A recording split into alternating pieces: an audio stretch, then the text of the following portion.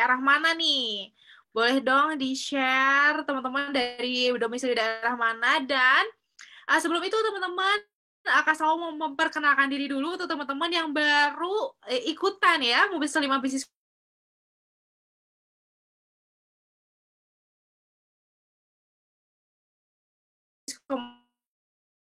meningkatkan penjualan di tahun 2023. Nah, selamat datang juga untuk teman-teman yang baru hadir dan baru ikutan di sesi Zoom kelima ini. Semoga silaturahim ini terus terjalin ya teman-teman sampai nanti musim bisnis community ini atau pelatihannya sudah selesai gitu. Karena aku baru tahu juga ya, ini teman-teman itu dari berbagai macam daerah yang hadir gitu ya. Ada coba kita cek satu persatu ya. Ini ada dari Makassar, wih, Masya Allah. Dari Bandung, wah, aku dari Bandung juga nih. Dari Garut, Cilacap, Makassar. Nah, ini ada lagi ya, Makassar ya. Sinjai, Sulawesi Selatan, wih. Ada Jombang, Jawa Timur. Halo teman-teman di Jombang. Terus ada Pekanbaru. Magelang ya, Bogor, Purbalingga. Wah, Masya Allah. Assalamualaikum, salam kenal. Saya Penny dari Bandung Barat. Waalaikumsalam, Mbak Penny, salam kenal. Oke, Karawang hadir ya. Wah, Cimahi nih deket ya sama kantor SBO ya, Cimahi ya. Oke, teman-teman, malam hari ini akan ada salah satu pemateri yang luar biasa banget perjalanan bisnisnya yang akan sharing ke teman-teman banyak hal ya dalam membesarkan bisnis itu harus dari step mana dulu sih, dalam meningkatkan penjualan itu harus dari step mana dulu sih. Karena kenapa sih Kak Salwa kita mengambil tema ini? Karena ini yang paling banyak di request ya dari teman-teman ya. Aku kan kemarin tuh kita udah banyak belajar banyak hal ya dari pajak, finansial, terus copywriting, psikologi marketing. Nah, sekarang tinggal gimana sih caranya meningkatkan penjualan di tahun 2023 gitu ya, dengan banyak strategi yang udah teman-teman tahu, seperti apa sih harusnya kita tuh meningkatkan penjualan di tahun 2023.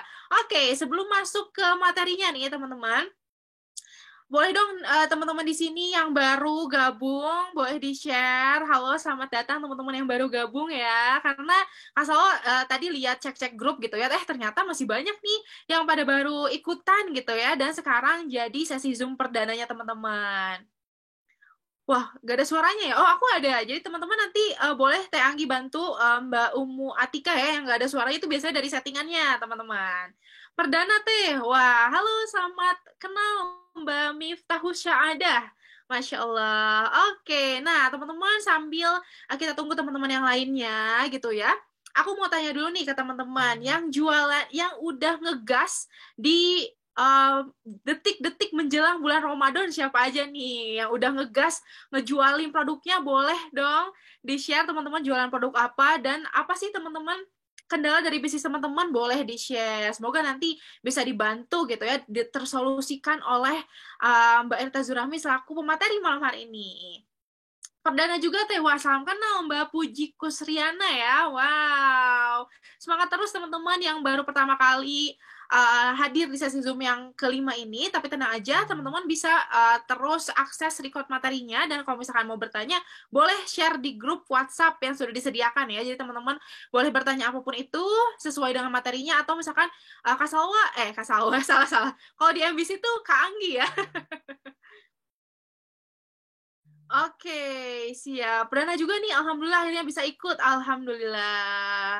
Oke, Assalamualaikum Kak Sal. Alhamdulillah kita bisa ketemu lagi di Zoom. Wah, waalaikumsalam teman-teman. Siap, siap, siap. Boleh dong di-share teman-teman, ini jualannya apa ya?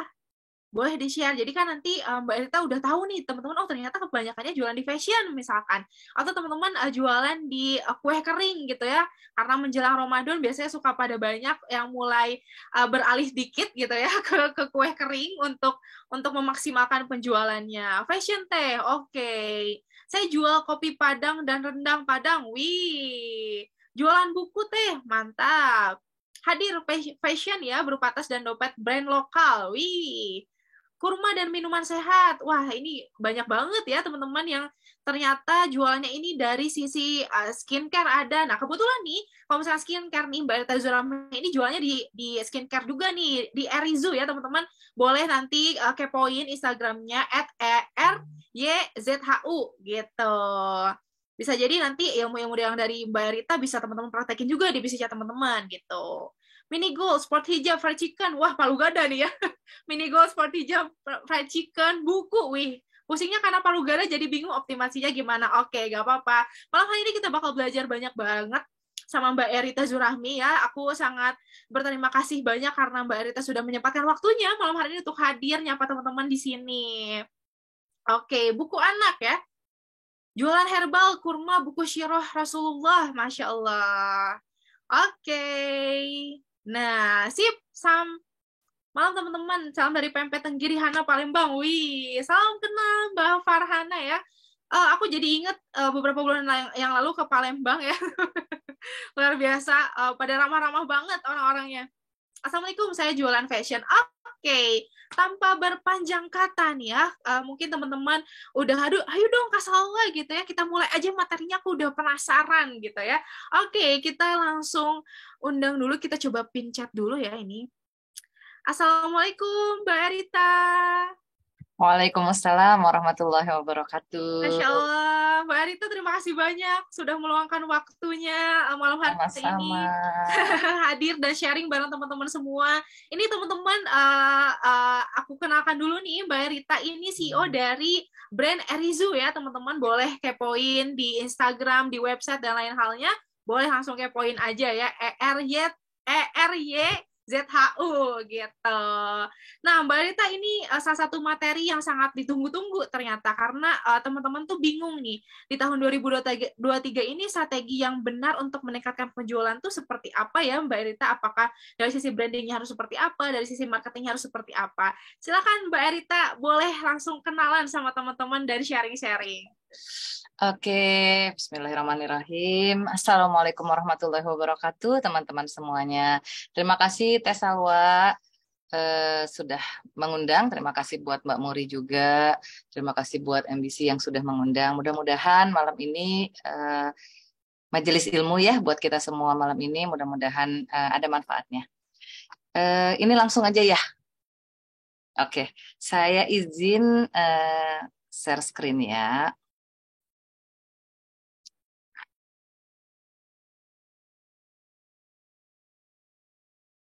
Apakah sudah terlihat? Sudah Mbak Rita, Ya, ya, aman. Alhamdulillah. Baik, teman-teman semuanya, kita atas permintaan saya malam ini ingin berbagi tentang strategi meningkatkan penjualan tahun 2023. Ini tahun yang menantang ya. Kita semua sudah melewati. Insya Allah sih sudah melewati. Artinya teman-teman yang hadir di sini adalah teman-teman yang bertahan setelah ujian besar di masa pandemi. Mudah-mudahan tahun ini insya Allah sudah normal kembali dan sudah bisa ditingkatkan. Banyak sekali teman-teman kami sesama sama-sama ya sesama pebisnis gitu ya, yang bahkan juga ada yang harus tutup bisnisnya, harus gulung tikar dan lain-lain. Tapi alhamdulillah dengan segala ujian-ujian itu kita sampai di tahun 2023 dan gak terasa ternyata 2023 pun kita sudah melewatinya 2 bulan gitu ya. Sekarang kita sudah masuk bulan Maret ya, sangat cepat sekali. Dan buat bisnis fashion, buat beberapa bisnis kuliner juga, ini sebentar lagi kita akan mendekati masa peak season ya, insya Allah ya. Malah Lebaran itu peak seasonnya fashion, peak seasonnya juga buat teman-teman yang mungkin berjualan kuliner gitu ya. Nah, mudah-mudahan materi malam ini bisa sedikit membuka insight buat teman-teman insya Allah ya. Nah, kenalan dulu. Masya Allah. Ya. Nama saya Adita Zurahmi, saya ibu dari 4 orang anak, 3 orang laki-laki dan 1 perempuan. Yang pertama namanya Alfaiz, sekarang OJT, on job training di Ukti Munira. Kemudian ada Omar, sekarang di semester 6 di UB Malang. Yang ketiga, kenapa jadi 2-1 lagi ya? Maafkan ya nomornya. Yang ketiga, Atia, perempuan satu-satunya, sekarang di SMA, kelas 12. Dan yang keempat itu Fadlan, kelas 6 SD. Kegiatan saat ini, saya mengelola 3 jenis bisnis, dan ini bisnisnya bersama suami. Ya, jadi couplepreneur. Yang pertama itu fashion dengan brand Ukti Munira. Yang kedua itu skincare Erizu. Erizu itu nama saya, Erita Zurahmi ya. Cuman agak di cantik-cantikin gitu ya. Yang ketiga itu ada kuliner. Kuliner ini adalah bisnis yang lahir karena pandemi. Jadi tidak direncanakan tapi dia lahir gitu ya. Dan alhamdulillah efek dari pandemi masih menyisakan menambah satu bisnis baru yang insya Allah kami juga akan mendekati Lebaran nih ya. Jadi masa-masa peak season juga. Jadi sedang persiapan untuk mengejar panennya insya Allah gitu ya. Nah, kegiatan yang lainnya saya juga menjadi mentor di komunitas. Strategi. Nah, ini saya pengen bahas dulu tentang strategi. Teman-teman kalau ada pertanyaan boleh langsung di chat aja ya. Nanti mana tahu takut lupa nih. Boleh di chat, nanti saya akan jawab pelan-pelan. Strategi itu adalah suatu perencanaan jangka panjang yang disusun untuk menghantarkan pada suatu pencapaian akan tujuan dan sasaran tertentu. Kenapa saya pengen bahas strategi? Karena teman-teman kadang-kadang pemahaman tentang strategi itu adalah hal-hal yang mungkin tidak sedalam ini gitu ya, bahwa ternyata untuk membuat strategi itu perencanaannya itu harus disusun gitu. Nah, apakah kemudian kita mampu melakukannya? Nah, ini nanti saya akan bagi step-stepnya. Ya, bagaimana caranya kita mau menyusun strategi? Maka kita harus mempunyai 3 poin ini. Kita harus tahu dulu. Ini mungkin tidak ada di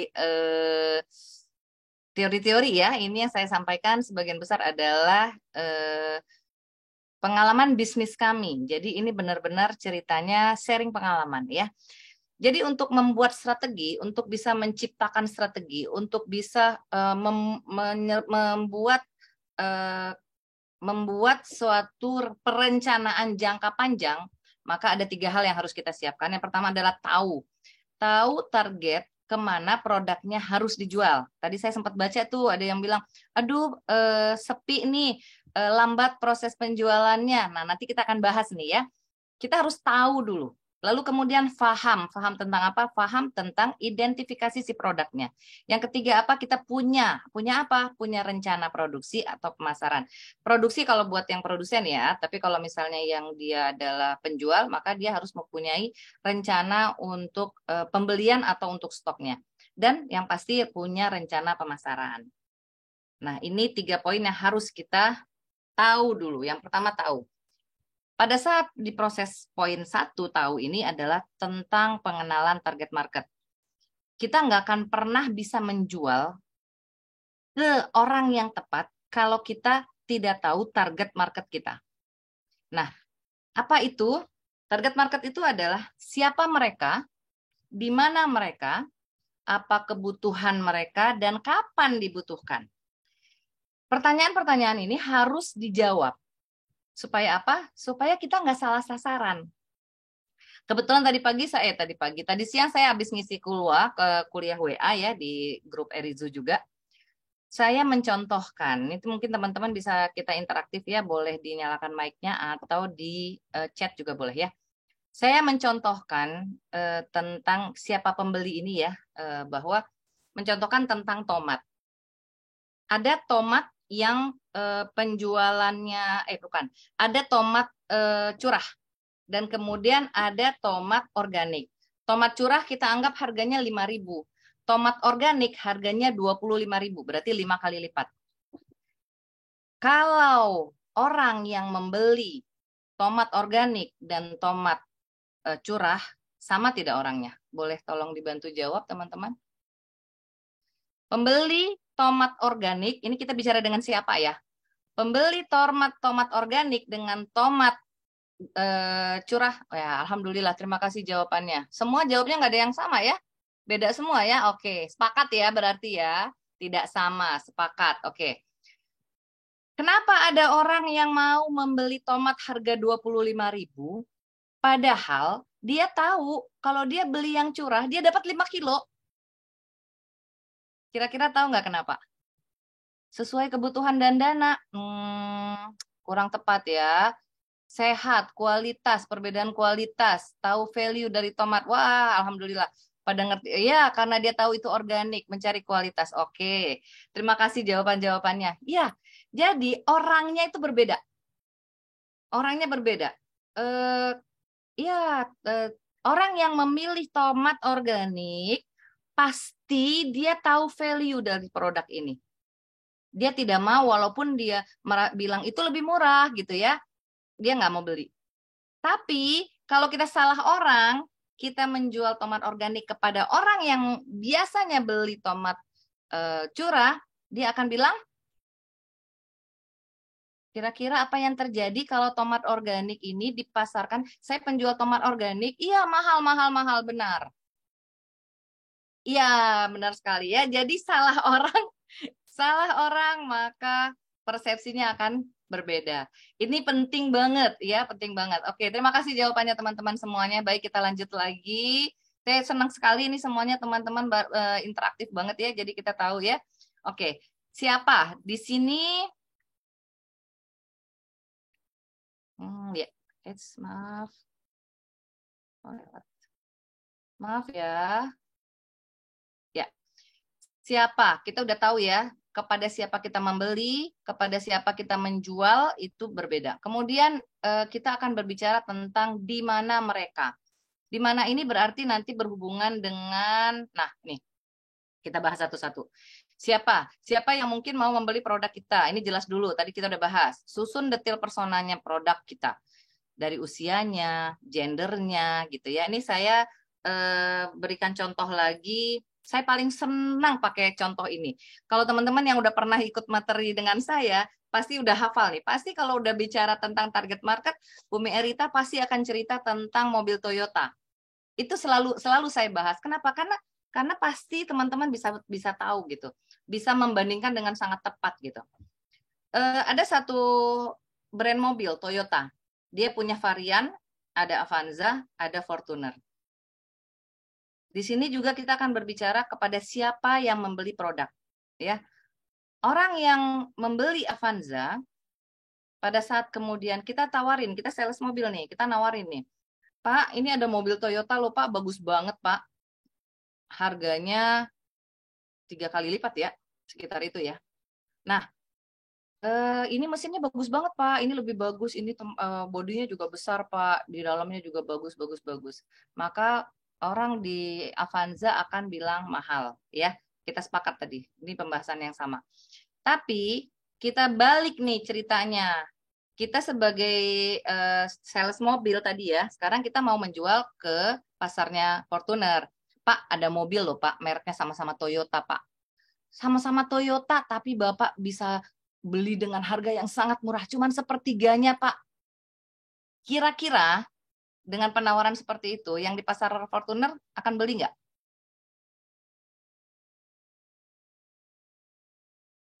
Akan beli nggak kira-kira? Beli. Ya, saya sepakat dengan yang menjawab tidak. Orang yang di pasar Fortuner ditawarkan Avanza, dia tidak mau beli. Kenapa? Walaupun sama-sama Toyota. Kenapa? Dia membeli Fortuner bukan karena dia mau pakai mobil doang. Beda fungsinya. Ya, sepakat teman-teman. Soalnya Fortuner di hati. Aduh. Benar ya? Nah, bukan hanya gengsi. Jadi, bukan hanya kualitas. Jadi, itu yang membedakan. Mereknya sama ya, mereknya sama-sama Toyota nih ya. Mau dong Fortuner? Iya, saya juga mau, Mbak. Oke, jadi kenapa orang yang di Fortuner ditawarin Avanza yang harganya cuma sepertiganya tidak mau beli? Karena orang yang berada di posisi ini, mereka bukan membeli mobil. Kalau membeli mobil karena fungsi, mereka akan membeli yang murah. Kenapa? Itu yang penting bisa naik mobil, gitu ya. Artinya dibandingkan merek lain, Toyota udah cukup bagus gitu, dan dia uangnya memang cukupnya mungkin saat itu di Avanza gitu kan ya. Nah, tapi pada saat di Fortuner, orang membelinya bukan lagi karena dia hanya cuma butuh mobil, tapi dia butuh image-nya dia butuh kebanggaan, dia butuh prestisenya dia. Jadi orang yang naik mobil Avanza dengan orang yang naik Fortuner, duduknya itu beda. Kebanggaannya itu beda, walaupun sama-sama Toyota gitu kan ya. Nah, siapanya berbeda. Siapanya, kita masih membahas yang siapanya. Oke, nah sekarang saya sedikit cerita yang terkait dengan Erizu ya, dengan produk skincare ini.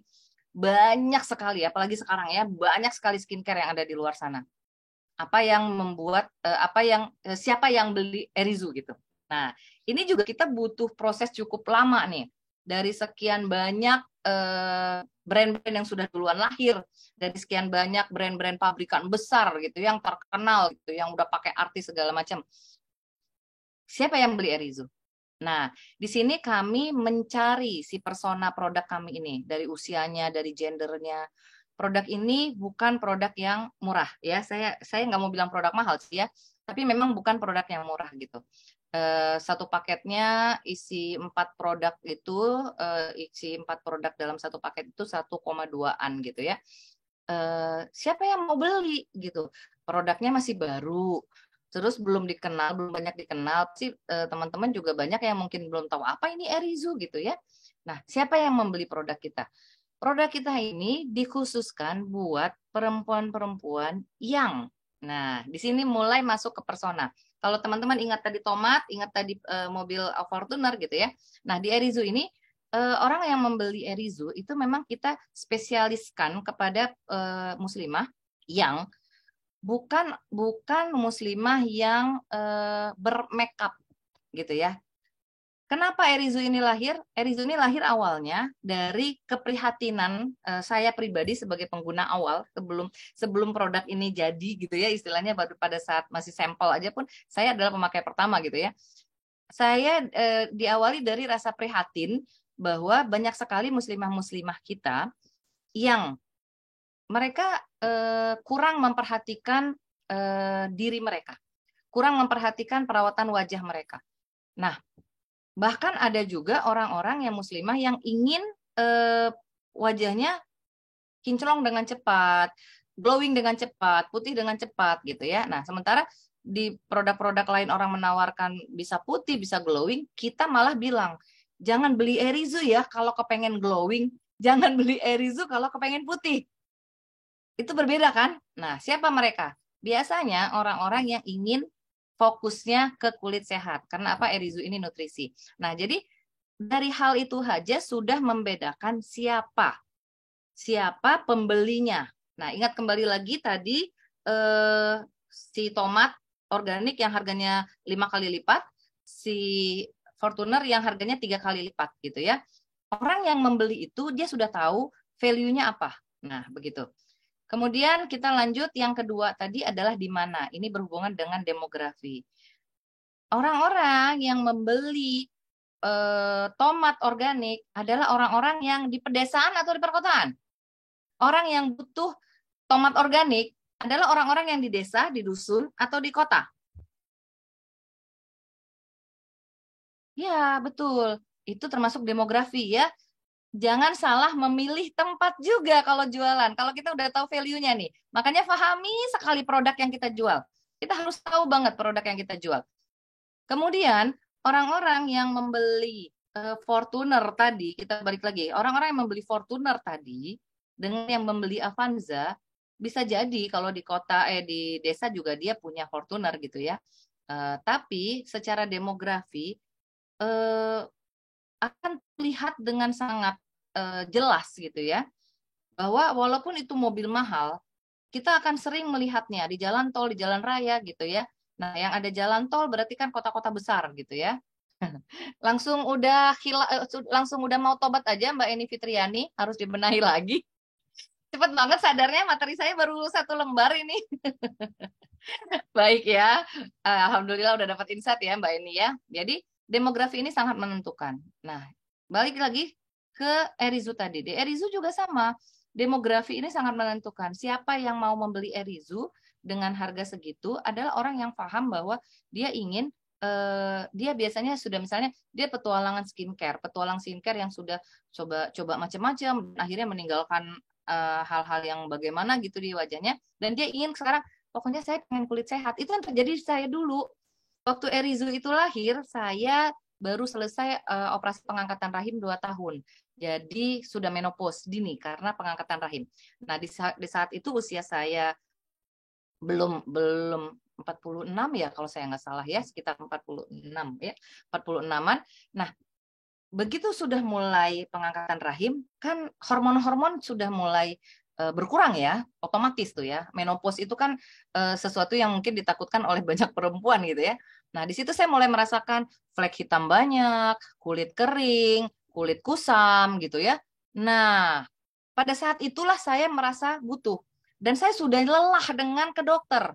Untuk menghilangkan flek hitam aja saya ke klinik kecantikan, ke dokter, udah di laser, udah di segala macamin gitu ya. Sampai suami saya akhirnya protes. Ini udah keluar banyak katanya. Karena setiap habis laser muka saya sembab-sembab kan gitu. Zaman belum pakai pakai masker aja, kalau habis di laser saya harus pakai masker gitu karena malu. Sembab-sembab gitu ya, kayak habis di merah gitu ya. Nah, akhirnya kita ketemu dengan seorang dokter yang memang kebetulan saudaranya kita gitu, saudara suami. Nah, saya cuma bilang gini, dok, saya kepengen, sekarang saya udah nggak kepikiran macam-macam, saya udah nggak kepengen putih, saya udah nggak pengen glowing, saya cuma pengen kulit sehat gitu.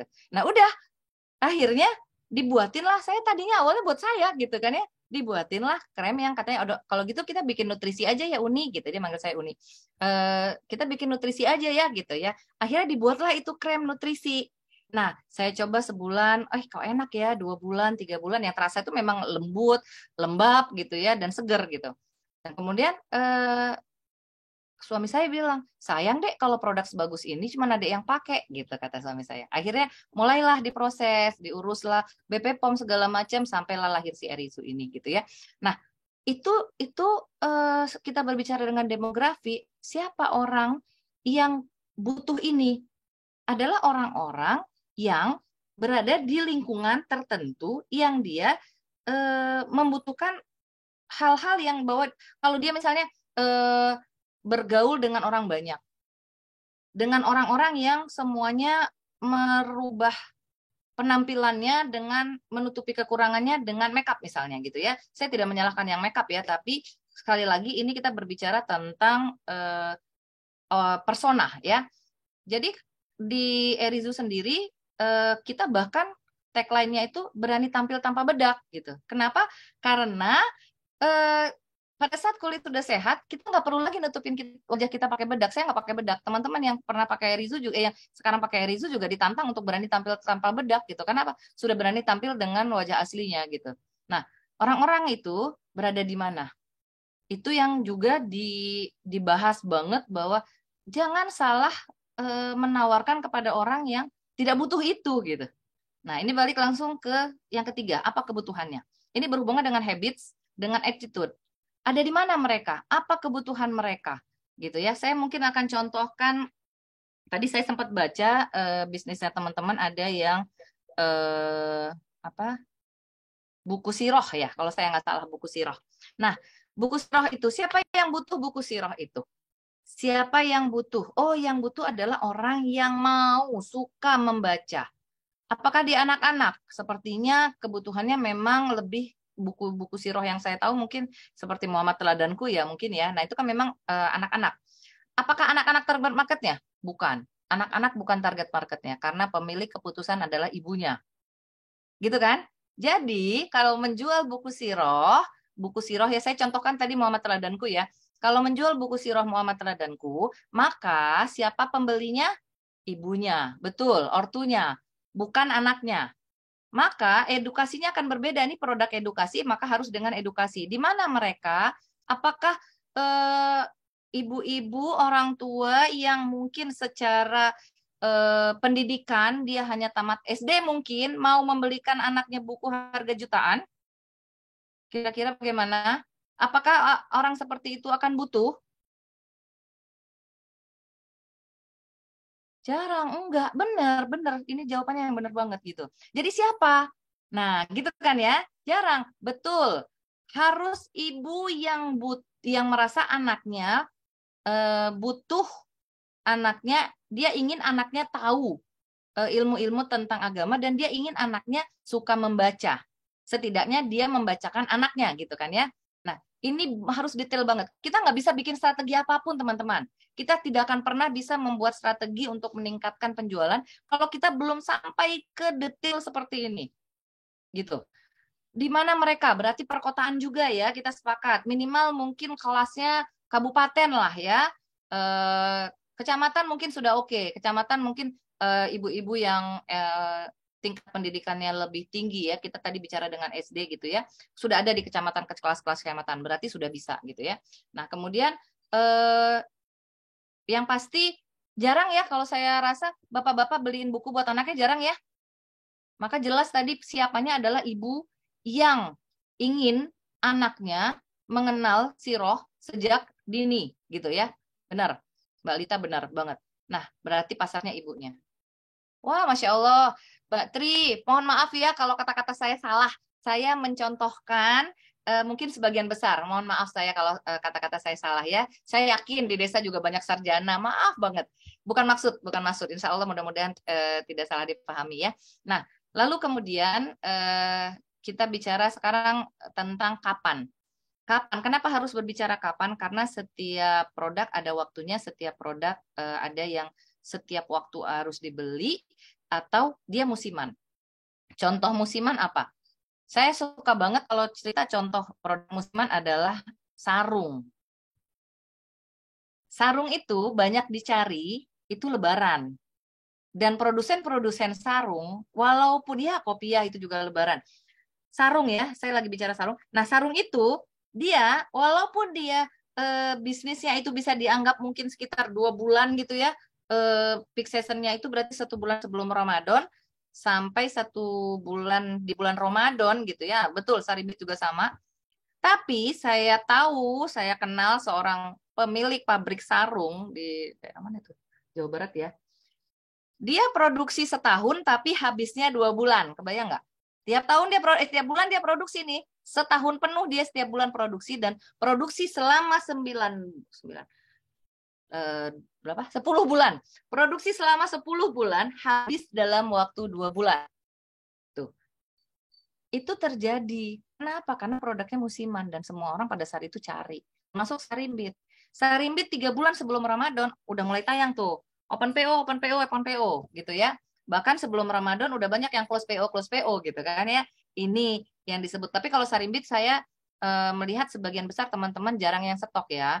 Karena mereka rata-rata open PO. Mereka benar-benar kerja musimannya itu bisa dikatakan dadakan ya. Dadakannya itu ya itu cuman kerjanya di situ, dia nggak nyetok seperti yang saya sebutkan di sarung tadi. Saya juga punya teman seorang dokter, dia punya toko di Tanah Abang dan kemudian jualannya baju muslim anak-anak.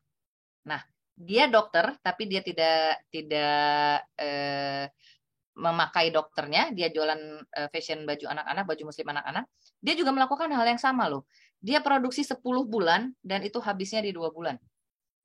Gitu. Jadi itu untuk bisnis-bisnis musiman itu mungkin terjadi, tapi ya itu tadi harus siap.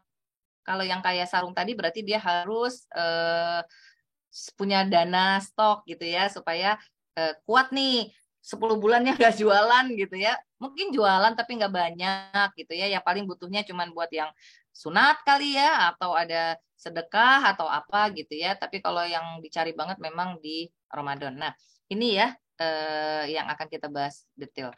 Iya, strong banget dananya, betul. Nah, kemudian tadi sudah tahu, sekarang masuk ke paham. Ini poin keduanya ya. Kita harus paham banget produk kita. Kita harus paham banget produk yang kita jual. Nah, kita harus tahu unique value-nya atau nilai tambah produknya. Nah, tadi saya sudah jelaskan sedikit. Misalnya contohnya di Erizu tadi, siap unique value-nya apa? Unique value-nya dia adalah nutrisi. Jadi fokusnya menyehatkan kulit gitu ya, tidak menyebabkan ketergantungan. Jadi kalau misalnya ada produk-produk yang kalau setelah dia tidak pakai wajahnya malah jadi mundur beberapa langkah gitu ya, karena biasanya karena memakai zat-zat yang agak keras gitu ya. Nah tapi kalau di Erizu karena dia nutrisi ya tidak ketergantungan, artinya pada saat kemudian mau berhenti ya nggak apa-apa gitu ya, paling-paling cuma merasakan seperti tanaman yang tadinya disiram sama nutrisi, kemudian enggak ya paling cuma berubah sedikit ya, mungkin agak-agak berbeda lah dengan yang di nutrisi gitu ya. Tapi itu nilai tambahnya. Yang dijual adalah nilai tambahnya. Tomat organik apa yang dijual? Oh, dia anti pestisida, dia lebih sehat, dia lebih lebih aman dimakan oleh bayi misalnya. Itu nilai tambah produknya. Jadi walaupun 5 kali lebih mahal, dia tetap laku gitu ya.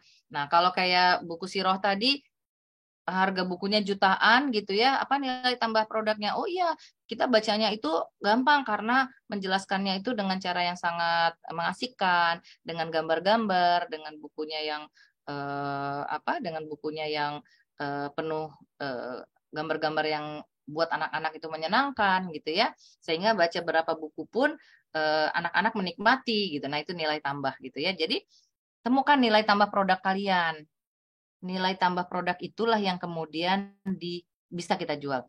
Saya contohkan lagi di produk kami yang fashion Ukti Munira. Apa nilai value-nya? Kan jualan jilbab banyak, jualan gamis banyak gitu. Nah, kalau saya sih selalu bilang, teman-teman yang udah pernah pakai Ukti Munira itu bahagia. Wanita itu senang dibahagiakan gitu kan ya. Jadi contohnya apa? Kenapa? Karena kalau pakai Ukti Munira bahagia? Iya, saya kalau pakai produk brand lain, ukuran saya XL. Tapi kalau di Ukti Munira, ukuran saya M dong.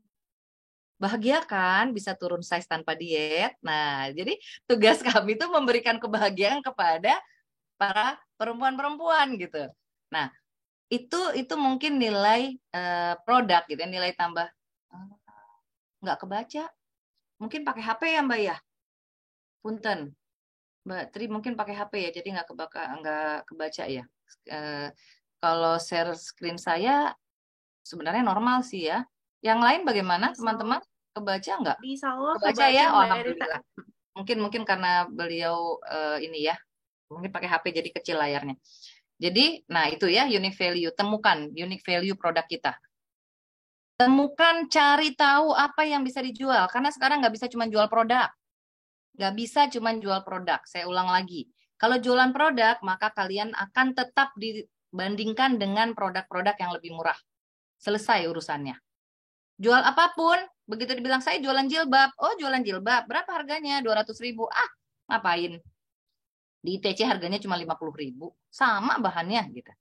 Nah, itu ya. Jadi cari unique value-nya supaya seperti tomat tadi.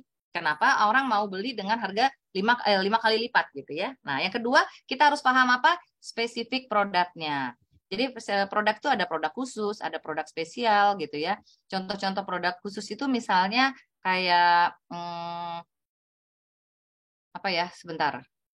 Ini kalau misalnya teman-teman melihat eh, makanan kucing gitu, buat yang penyuka kucing gitu ya. Makanan kucing itu bisa nggak dikasih makan ke eh, apa peternak kambing? Nggak bisa. Bisa nggak dikasih makan ke peternak sapi? Nggak bisa. Nah dia tuh khusus bener-bener produk yang hanya dibeli oleh orang yang pelihara kucing tapi kucing mahal gitu kan. Kalau dia pelihara kucing kampung, dia nggak akan mau tuh beli makanan kucing yang mahal-mahal gitu ya, yang dikasih vitamin, dikasih apa gitu kan ya. Nah, itu produk-produk khusus, contoh-contoh produk khusus gitu. Tapi itu ada pasarnya, bukan nggak ada. Sekarang apalagi masa pandemi kemarin, wah itu yang punya pet shop itu loh omsetnya gila-gilaan gitu ya. Nah, itu kita harus tahu spesifik produk. Kayak tadi saya balik lagi karena saya dari tadi mencontohkan 3 ini ya. Eh, menjual buku siroh tadi. Spesifik banget tuh orang-orangnya. Maka yang harus dicari adalah orang-orang ibu-ibu. Kita udah sepakat tadi pembelinya adalah ibu-ibu. Ibu-ibu yang merasa anaknya butuh edukasi tentang siroh dengan membaca. Karena apa? Sekarang ujiannya apa? Saingannya apa? TV, handphone gitu ya. YouTube banyak banget kalau mau cari siroh tinggal klik aja gitu. Kenapa dia harus beli buku mahal? Nah, itu bahwa buku itu ternyata bisa menjadi investasi yang bisa dipakai untuk adiknya lagi. Itu kan cara edukasi. Kalau kita nggak bisa menyampaikan itu, maka ya udah nggak akan bisa laku itu dagangannya gitu. Nah, jadi kenali, pahami banget produk yang kita jual, teman-teman. Bukan hanya asal jualan aja. Oh, saya jualan fashion. Iya, saya jualan fashion. Tapi yang dijual, dia nggak tahu value-nya apa, edukasi yang harus disampaikan tentang produk itu apa, gitu. Itu yang nanti akhirnya teman-teman lelah berjualannya. Karena salah tempat terus, gitu. Baik, saya lanjut lagi. Nah, yang selanjutnya adalah punya. Ya, tadi sudah tahu, paham, dan punya rencana. Punya rencana ini penting banget karena strategi tadi adalah rencana ya. Saya udah bahas di depan. Bahwa kita harus punya rencana tentang apa. Nah, ini saya bagi dua saja tentang produksi. Produksi kalau untuk produsen dan stok atau pembelian untuk yang berjualannya bukan produsen.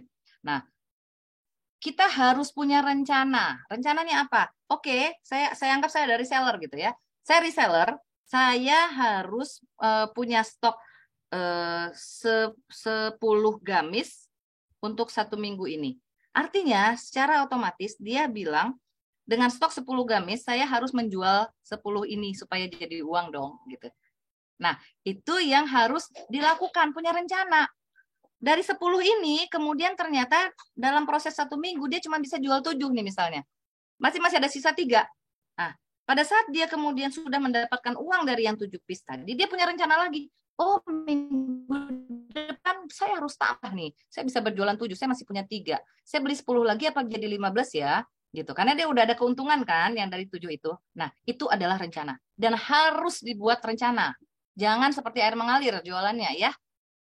Yang selama ini masih pakai air mengalir, pakai konsep air mengalir, segera bertobat saja ya. Saran saya ya, karena air mengalir semuanya ke bawah.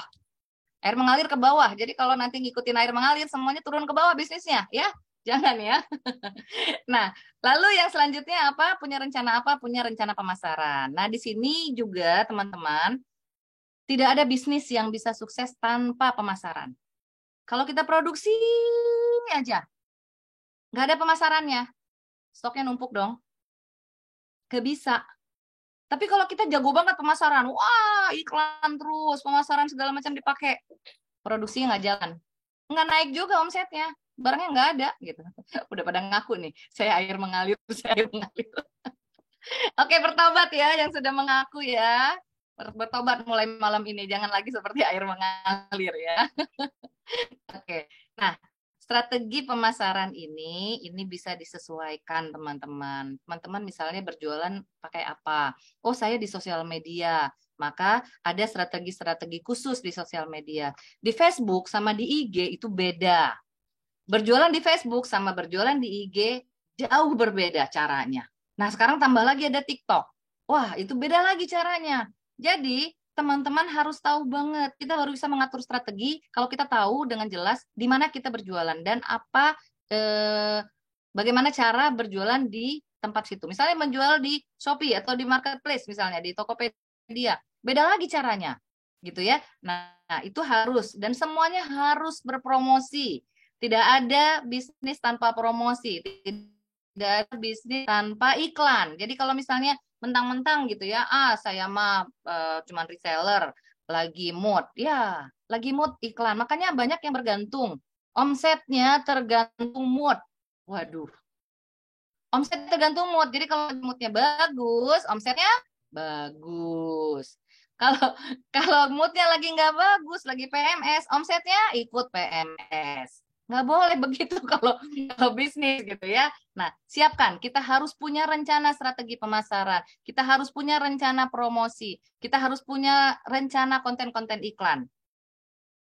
Kalau mau naik, tadi judulnya naikin meningkatkan ini ya penjualan 2023 ya. Nah, omsetnya lagi PMS. Gitu ya. Jadi ya itu kita harus bisa meningkatkan itu dengan cara-cara ini yang saya sampaikan ini teman-teman. Nah, sangat-sangat penting punya rencana. Bisnis plan mingguan, bisnis plan bulanan, bisnis plan triwulan, 3 bulan, bisnis plan semester, bisnis plan tahunan dibuat. Jadi minggu ini, misalnya saya contoh nih, di kami gitu ya, di bisnis kami, setiap hari Senin itu sudah harus mempersiapkan rencana-rencana. Promo-promo apa yang dilakukan untuk dalam 1 minggu itu sudah disiapkan hari Senin. Karena itu udah tinggal jalan gitu. Evaluasi di hari Sabtu. Hari Sabtu pagi itu evaluasi semua konten-konten dan promo-promo yang 1 minggu sebelumnya dan kemudian mempersiapkan Senin ini akan apa gitu. Jadi harus disiapkan. Nah, kita nggak akan bisa punya peningkatan penjualan kalau kita nggak punya ini.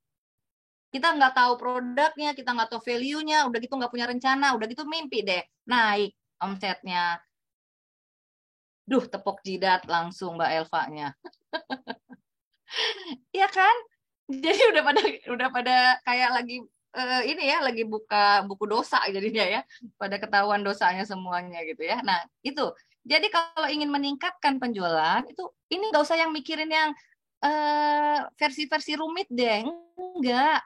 Jadi misalnya kita cuma dibikin plan mingguan gitu ya. Nah, plan mingguan itu di breakdown goals-nya. Misalnya, ini saya kasih yang sederhana banget.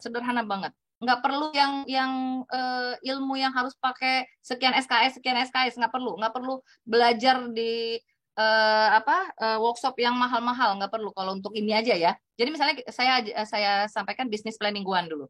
Kita punya goals. Goal saya, nah ini kadang-kadang juga banyak yang pada tertampar. Maafkan saya menampar. Jadi misalnya nih, saya minggu ini pengen punya omset 5 juta. Udah? Jangan kabur dulu Mbak, saya belum selesai Mbak. Jadi saya pengen punya omset 5 juta minggu ini. 5 juta di breakdown. Di breakdown, kita anggaplah masa kerja kita, hari kerja kita cuma 5 hari, berarti 1 juta sehari gitu ya. Nah, di breakdown. Ini yang nanti akan menjadi action plan kita, bahwa ternyata sehari kita harus menjual dengan mendapatkan penghasilan 1 juta. 1 juta kalau misalnya menjual menjual gamis misalnya, atau menjual skincare. Tadi juga saya lihat banyak tuh ya, yang bisnisnya skincare juga. Kalau misalnya menjual skincare di 1 minggu 1 juta, 1 hari 1 juta, berarti saya harus menjual 1 paket dalam 1 hari. Nah, berarti 1 minggu saya harus menjual 5 paket. Itu kalau udah ngerti caranya, dia bangun tidur itu nggak akan tenang. Kenapa? Dia udah berpikir bangun tidur, jamnya berhitung mundur. Bukan berhitung mundur, berhitung maju maksudnya. Berhitung maju. Oke, bangun tidur ini, sampai malam itu jam kerja saya harus bisa menghasilkan sesuai goal saya. Gitu. Nah, begitu dia bangun tidur, dia sudah harus mikir, saya harus menghubungi siapa? Saya harus beriklan seperti apa? Saya harus promo apa? Saya harus menghubungi atau menjapri atau memfollow up orang-orang sebelumnya berapa orang? Gitu. Itu yang namanya bisnis, bukan bangun tidur udah aja tenang gitu ya. Lagi buka Facebook, dia mau judulnya tadinya mau iklan, buka Facebook, belum iklan, scroll 1 jam iklan yang nggak jadi, tahu-tahu udah jam segini saya belum masak gitu. Nah, akhirnya yang harusnya yang iklan jadi nggak iklan, malah asik scroll gitu kan. Itu karena pasti dia nggak punya goals, pasti dia nggak punya bisnis plan mingguan, pasti saya jamin. Nah, kalau teman-teman udah bisa lakukan ini, menyiapkan hal sepele aja dulu deh ya, mingguan, habis itu nanti bulanan, habis itu baru kemudian triwulan, semester. Nah, nanti lihat, rasakan. Saya berani jamin kalau dilakukan dengan cara yang benar, insya Allah teman-teman akan menjalankan. Ini mumpung masih bulan Maret nih, kita masih ada waktu sampai di Desember gitu ya. Ayo, bertobatlah. Gitu ya. Oke. Nah, ini sekarang kita berbicara tentang cara meningkatkannya. Cara meningkatkannya itu macam-macam ya, termasuk yang tadi sudah saya sebutkan, tapi ini ada yang lebih kepada ke customer, pendekatan ke customer. Cara meningkatkannya adalah kita punya customer existing atau orang-orang yang sudah pernah beli produk kita. Ini orang-orang ini kita harus punya datanya. Ini harta kita, ini aset kita. Jangan habis beli udah ditinggalin aja. Jangan, ini customer existing ini adalah aset kita. Apa yang harus kita lakukan kepada mereka? Bagaimana caranya mereka beli lagi? Karena mereka udah pernah beli nih. Bagaimana caranya mereka beli lagi? Setelah mereka membagi, mereka beli terus. Setelah mereka beli terus, bagaimana supaya mereka banyak? Nah, kalau udah sampai ke tahap banyak, kita ngajak dia jualan tuh. Kita ngajak dia menjadi penjual. Itu yang saya lakukan dulu. Zaman saya masih merintis jualan gitu ya. Suami saya masih kerja, saya merintis jualan di rumah gitu ya. Saya mengajak teman-teman sekitaran saya semua jadi pedagang. Jadi kalau ada yang mau beli gitu ya, saya bilang, enggak, saya enggak jualan. Yang beli ke saya harus beli minimal 3, saya bilang. Terus untuk apa aku 3, dia bilang. Ya udah, ayo kita jualan. Tawarin aja gitu. Nah, akhirnya sampai satu saat dalam berjalannya waktu, suami ikut dilibatkan gitu. Mereka ada pesanan gitu ya, zaman dulu tuh masih zaman offline ya, belum seperti sekarang gitu. Nah, suaminya pulang tuh dipesanin, Abi nanti pulang singgah ya ke rumah Rita ambil barang gitu. Sampai di sini suaminya ketemu suami saya, kemudian curhat. Istri saya sejak ketemu Mbak Erita jadi jualan nih gitu. Dan dia senang istrinya jadi punya penghasilan gitu kan. Nah, itu. Jadi customer existing itu disayang-sayang, disapa, diajak ngobrol, disilaturahmikan, dijadikan sahabat gitu ya. Itu customer existing. Orang-orang yang sudah pernah beli. Jadi kan mereka terus. Jadi jangan mentang beli disapa kalau kita mau nawarin barang aja, jangan dijadikan sahabat. Jadi nanti mereka akan merasa bahwa ini sahabatku, aku butuh pasti aku akan ingat dia gitu. Jadi orang yang sering kita hubungi, yang sering kita ajak bicara, yang sering kita sapa, dia akan ingat kita. Iya disapa, ujuk-ujuk kirim WA, teng, ini ada model baru, gitu ya.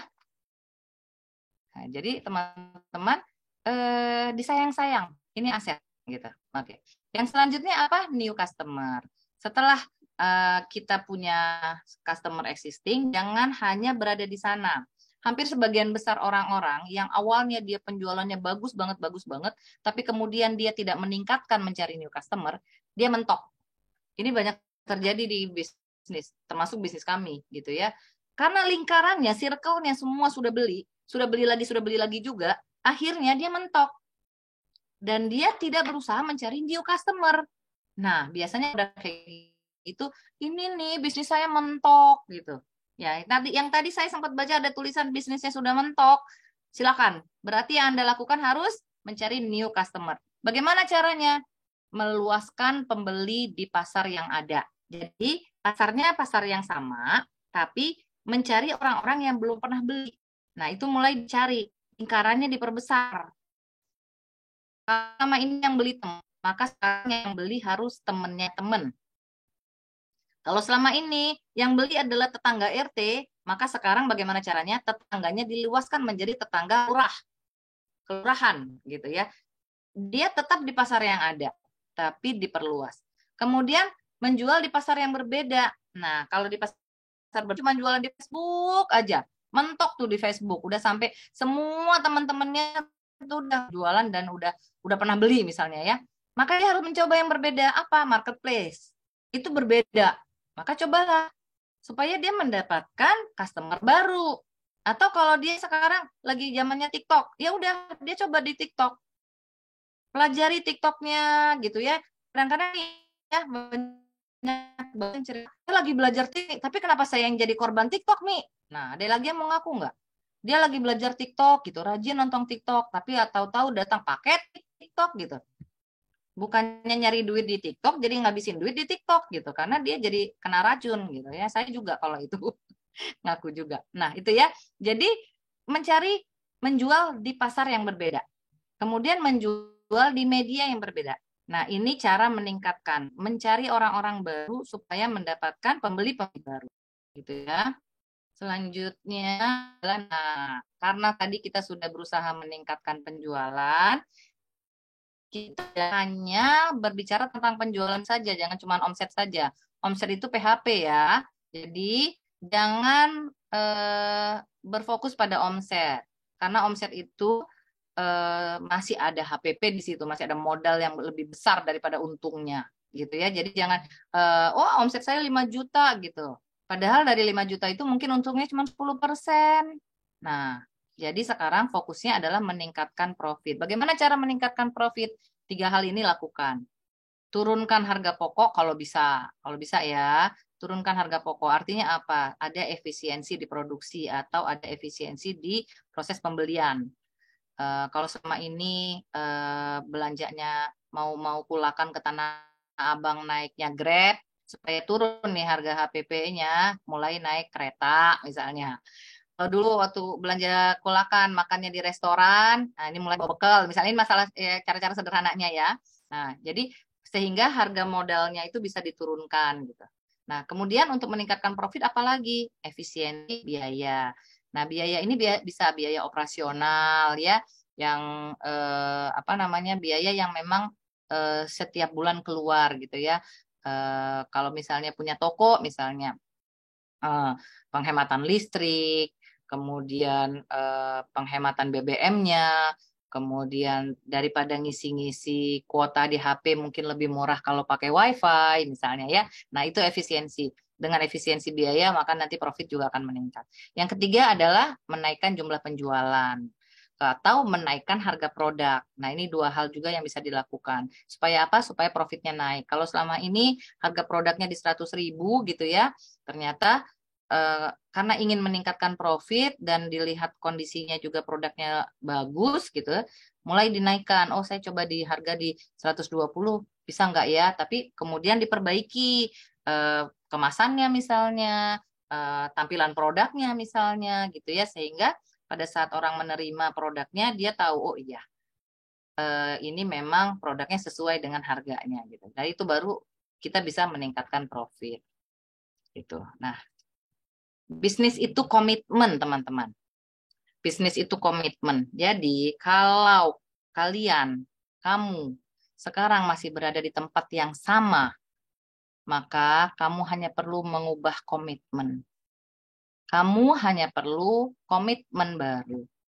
Yuk, mulai diperbaiki supaya ini masih baru masuk bulan Maret, kita masih punya beberapa bulan ke depan cukup panjang sampai Desember, ubah komitmennya, perbaiki bisnisnya, maka kita tahu bagaimana cara meningkatkan penjualan kita di tahun 2023.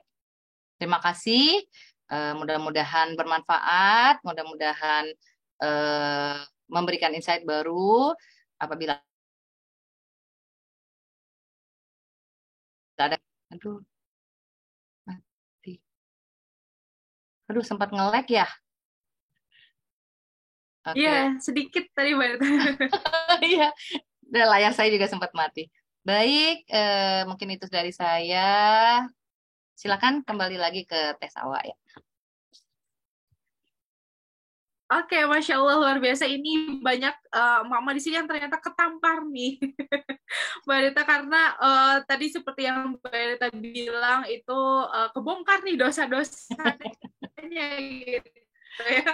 Oke, ini sebenarnya masuk ke sesi tanya jawab Mbak Rita. Jadi untuk teman-teman yang mau bertanya boleh, mumpung masih ada kesempatannya teman-teman ya, sampai jam 21.00 nanti. Boleh teman-teman di-share pertanyaannya teman-teman di bawah. Ini Kak Sawo bakal share juga ke Mbak Rita untuk pertanyaan-pertanyaan di awal tadi ya. Oke, ini dari Mbak Yang Shop nih, Mbak Erita nih. Salam Baik. kenal Bunda, izin bertanya untuk bisnis Bunda Sebentar, penjualannya sistem sebentar Teh kemitraan Salwa. atau end user? Ya, Sebentar ya. Teh Salwa.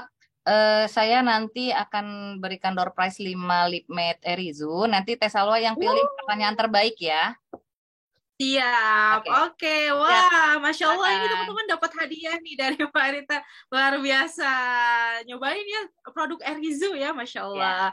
Nah ini dari Yang Shop nih. Salam kenal Bunda, izin bertanya. Untuk bisnis Bunda penjualannya sistem kemitraan atau end user? Sebaiknya nih, jika bisnis baru lebih baik kemitraan apa end user ya Bun? Jika kemitraan baiknya berlapis-lapis atau cukup satu lapis misal agen saja? Terima kasih. Terima kasih pertanyaannya ini bisa seharian nih saya jawabnya. Yang nanya boleh nyalain mic nggak? Saya pengen tahu bisnisnya apa ya, jualannya apa ya. Boleh, boleh. Ini Mbak Yang Shop ya. Coba Boleh dinyalakan mic-nya. salah. Karena jawabannya akan menentukan kalau saya tahu dia jualannya apa gitu. Nah, Assalamualaikum Bunda. Waalaikumsalam. Ya, Mbak Yang Shop ya. Oke. Mbak jualannya apa kalau boleh tahu? Untuk saat ini Bunda, saya ada di fashion, skincare organik, sama sekarang lagi bikin nutrisi buat kesehatan Bunda.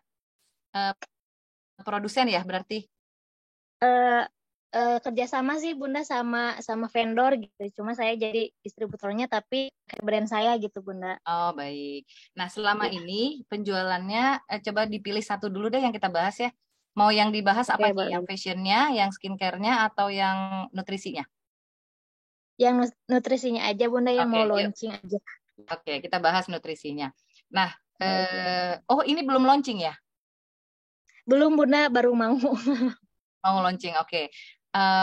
Tadi pertanyaannya sebaiknya dijual dengan sistem apa gitu ya Mbak ya? Betul Bunda. Nah, sebagai owner bisnis, sebagai pemilik bisnis, saya panggil Iya. Mbak apa nih? Devi saja Bunda. Mbak Devi, baik. Mbak Devi sebagai pemilik bisnis, Mbak Devi tentu punya gambaran nutrisi ini akan dijual kepada end user kah atau dijual kepada jaringan sistem kemitraan? Yang menurut Mbak Devi yang dibayangkan dulu deh, Mbak Devi pengennya apa? Oke. Nah, gini Bunda, saya justru bingung gitu ya. Sebelumnya kan saya pernah open di kemitraan, cuma kendalanya yang saya dapat pertama adalah di SDM-nya gitu Bunda. Ternyata menyatukan banyak kepala itu luar biasa ya Bunda gitu. Jadi banyak keributan di dalamnya gitu ya. Nah, saya mungkin ilmu saya belum cukup untuk mengurusi mereka gitu Bunda, tapi di sisi lain juga saya juga terbantu dengan adanya mereka karena penjualan saya lebih cepat gitu. Nah, saya bingung nih Bunda, gimana ya? Juga selain itu ada kendala, ada mitra-mitra saya yang memang nakal gitu Bunda. Jadi menjual harga di bawah harga yang sudah ditentukan oleh kami gitu.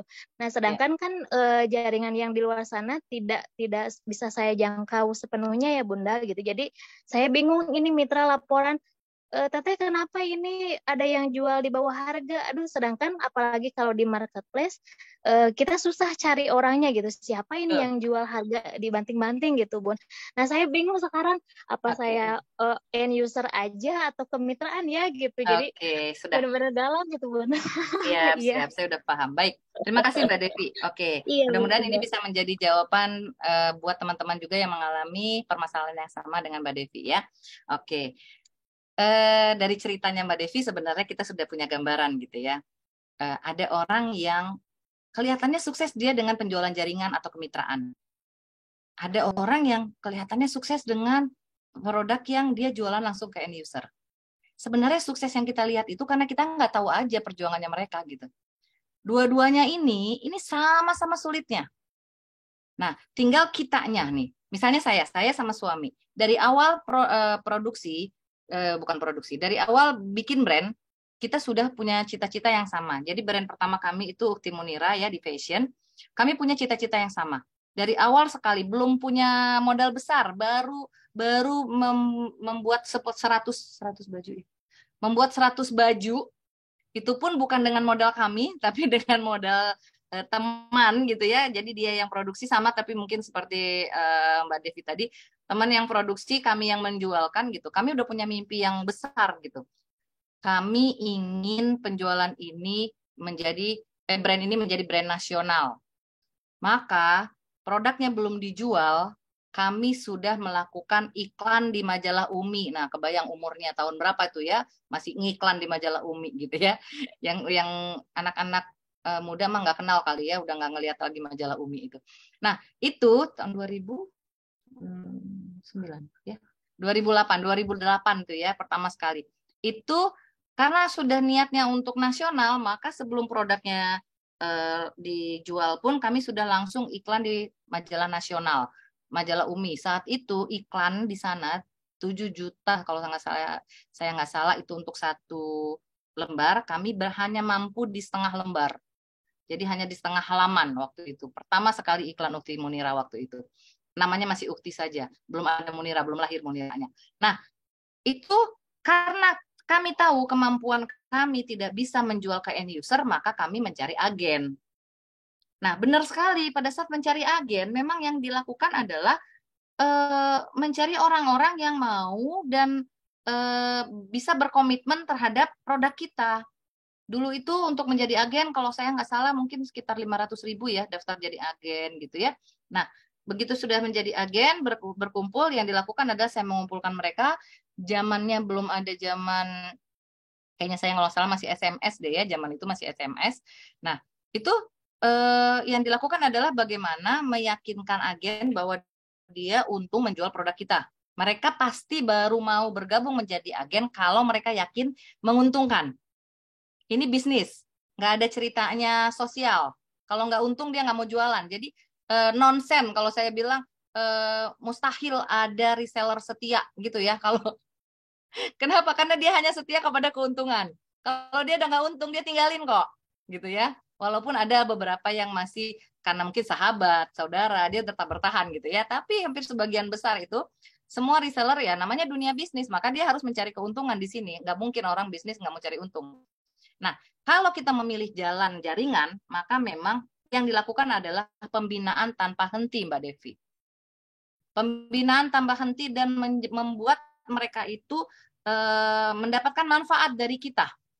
Jadi kalau kejadian-kejadian seperti Mbak Devi, wah banyak Mbak, itu hampir semua, itu bukan masalah Mbak Devi sendiri. Semua pebisnis mengalami, gitu ya. Jadi, ya itu resiko. Tinggal kita bagaimana kemudian menyelesaikannya dengan perlahan. Makanya bisnis itu saya selalu bilang seperti naik tangga. Kita baru bisa mencapai tangga kelima setelah kita melewati tangga 1, tangga 2, tangga 3. Kita nggak bisa loncat langsung ke 5 gitu. Pada saat proses naik 1, 2, 3 itu pasti ada lelahnya, ada capeknya, mungkin bisa kepleset, mungkin apapun untuk bisa sampai ke lantai 5, naik ke tangga kelima. Nah, selama memilih jaringan, maka harus siap dengan konsekuensi berhubungannya dengan manusia. Manusia yang kita bina, yang kita bimbing, supaya mereka mau menjual produk kita. Gitu kan ya. Nah, biasanya orang-orang yang bergabung ke satu brand, itu mereka merasa nyaman apabila mereka mendapatkan manfaat. Gitu. Nah, jadi bagaimana si pemilik brand harus berikan manfaat kepada timnya, bukan hanya mereka sebagai penjual saja. Nah, itu konsekuensi. Lalu kemudian konsekuensi kedua, apabila memilih konsep jaringan, maka pasti akan lebih tinggi daripada produk yang dijual di end user. Kenapa? Karena ada pembagian keuntungan kepada jaringan. Saya kasih contoh sederhana. Ini modal 100.000. Kita ambil untung misalnya 20.000. Berarti harga jual HPP-nya harga jual ke orang adalah 120.000. Kalau end user, kita sudah langsung end user 120.000. Tapi dengan keuntungan yang sama, kalau kita memakai jaringan, kalau kita bagi ke agen, kita bagi ke reseller 10.000, maka harga ke reseller jadi 130.000. Kalau kita kasih lagi ke agen 10.000 lagi, berarti 140.000. Harga end usernya jadi 150.000 dengan produk yang sama gitu ya. Tapi kan memang ada hikmahnya, ada silaturahminya, ada berbagi keuntungannya gitu ya, dibandingkan sama penjualan yang di end user. Makanya kalau ada yang bilang saya beli ini harganya cuma segini gitu ya. Oh iya, kalau end user pasti lebih murah. Tapi jangan salah, end user itu butuh biaya iklan yang cukup besar supaya dia bisa mencapai orang-orang yang bisa beli. Kasarnya gini, kalau saya mau menjual 200 piece produk ke end user, maka saya butuh 200 orang. Tapi kalau saya bikin jaringan, saya mungkin hanya butuh 10 orang loh. Agen saya beli 20 produk, 10 orang udah 200. Saya cuma ngumpulin 10 orang untuk menghabiskan yang si 200 tadi. Tapi kalau end user, dia harus nyari 200 orang. Bagaimana cara dia menjual ke end user? Maka dia harus iklan. Harus, nggak bisa enggak. Jangan yang gratisan, nggak bakal bisa. Dan kemudian dia nggak bisa memakai di satu aja. Kenapa kalau jualan di Instagram, selain dia ngiklan, dia juga pakai influencer. Dia pakai artis. Kenapa? Karena dia yang disentuh adalah end user. Dia harus membuat kepercayaan terhadap brandnya itu meningkat dengan memakai si influencer ini gitu. Nah, caranya berbeda. Jadi Mbak Devi memilih cara yang manapun itu hasilnya akan tetap tidak mudah karena bisnis itu memang nggak mudah. Mau memilih dengan jaringan ada konsekuensinya, memilih dengan end user ada konsekuensinya. Sampai hari ini kami masih nyaman dengan sistem jaringan. Saya dan suami bisa bertemu teman-teman di hampir seluruh Indonesia. Kalau lagi ke Palembang ketemu agen di Palembang. Kalau lagi ke Bali, ketemu agen di Bali. Kalau lagi ke Medan, ketemu agen di Medan. Bahkan waktu kami diberikan kesempatan ke Jepang, ada agen di Jepang. Berkesempatan ke Jerman, ternyata ada agen di Jerman, ada agen di Belanda gitu. Itu nggak akan terjadi kalau jualannya di end user. Karena apa? End user beli putus, selesai. Tidak ada itu silaturahminya. Dia sebagai transaksional, beli selesai gitu. Nah, itu silakan Mbak Devi, pilihan manapun punya konsekuensinya. Jangan bingung-bingung, tentukan satu dan pelajari. Oh, kalau jaringan harus begini, kalau end user harus begini. Mudah-mudahan bisa menjawab ya, Mbak. Masya Allah, luar biasa. Ini penjelasannya sangat detail banget ya, Mbak Erita. Luar biasa. Terima kasih banyak. Pusing tapi ya, Mbak Salwa ya. Oke, Mbak Erita, ini ada pertanyaan selanjutnya yang lumayan banyak ditanyain juga nih. Umi, mohon tipsnya untuk membuat action plan, tapi yang benar-benar dikerjain. Bukan hanya plan doang, buat kami-kami yang ngerjain semuanya masih sendirian. Gitu, Umi. Dari Mbak Nida Dusturia. Iya, ini berarti chef everything ya Mbak Nida ya. Mbak Nida ini boleh tahu bisnisnya jualannya apa Mbak Nida? Di chat juga nggak apa-apa.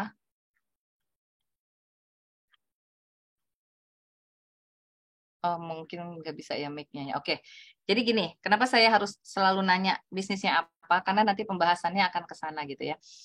Untuk membuat action plan. Jadi si pelaksananya adalah kita. Jadi sebagus apapun, sehebat apapun kita buat, bahkan mungkin kita ngupahin ke orang yang ke konsultan atau ke trainer atau siapapun atau orang yang membuat jasa, menjual jasa buatin kita action plan, itu nggak akan jalan. Kalau kita pun misalnya bisnis kita merasa butuh coach gitu ya, butuh mentor gitu ya. Sehebat apapun mentornya, semahal apapun kita bayar coachnya, ya melaksanakannya tetap kita. Jadi kuncinya ada di kita. Nah, jadi Mbak, saran saya, buatlah langkah-langkah kecil dulu Mbak. Jangan langsung buat langkah besar atau rencana-rencana besar. Lelah kita. Karena apa? Karena ngejarnya tuh capek. Jadi misalnya Mbak Nida nih, Mbak Nida selama ini belum pernah bikin perencanaan gitu ya. Dimulailah dengan perencanaan harian dulu deh. To-do list aja dulu deh. To-do list. Oke, hari ini saya malam-malam dibuat. Kalau zaman saya baru-baru mulai bisnis dulu ya, malam itu saya udah rencanakan saya mau apa aja. Jadi sedikit cerita dulu, saya berjualannya kan offline ya, karena belum zamannya online. Nah, itu anak saya waktu itu masih 3, belum 4, masih 3. Nah, saya aslinya itu Medan. Saya dari mulai TK sampai kuliah itu di Medan ya. Pertama saya lahir di Medan. Kami baru pindah ke Jakarta itu pada saat saya usia 1 tahun. Jadi di Jakarta ini saya belum punya teman. Saya belum punya orang-orang yang dekat dengan saya. Teman-teman semuanya dulu di Medan gitu ya. Nah, sementara saya harus jualan. Saya harus cari lead kan. Saya harus cari tempat di mana saya harus menjual kan. Nah, karena saya belum kenal, saya pernah tuh datengin tetangga. Saya datengin door to door ya, bawain barang tetangga. Tapi ya karena juga tetangganya baru, mereka jadi curiga. Assalamualaikum siapa ya gitu. Untuk ngasih masuk aja masih takut gitu, karena mereka belum kenal saya gitu ya. Nah, yang saya lakukan adalah kemudian saya masukin 3 anak ke 3 sekolah, Mbak. Jangan bayangkan repotnya ya, karena pasti repot. Bahwa nganterin pagi ke 3 sekolah itu bukan hal mudah.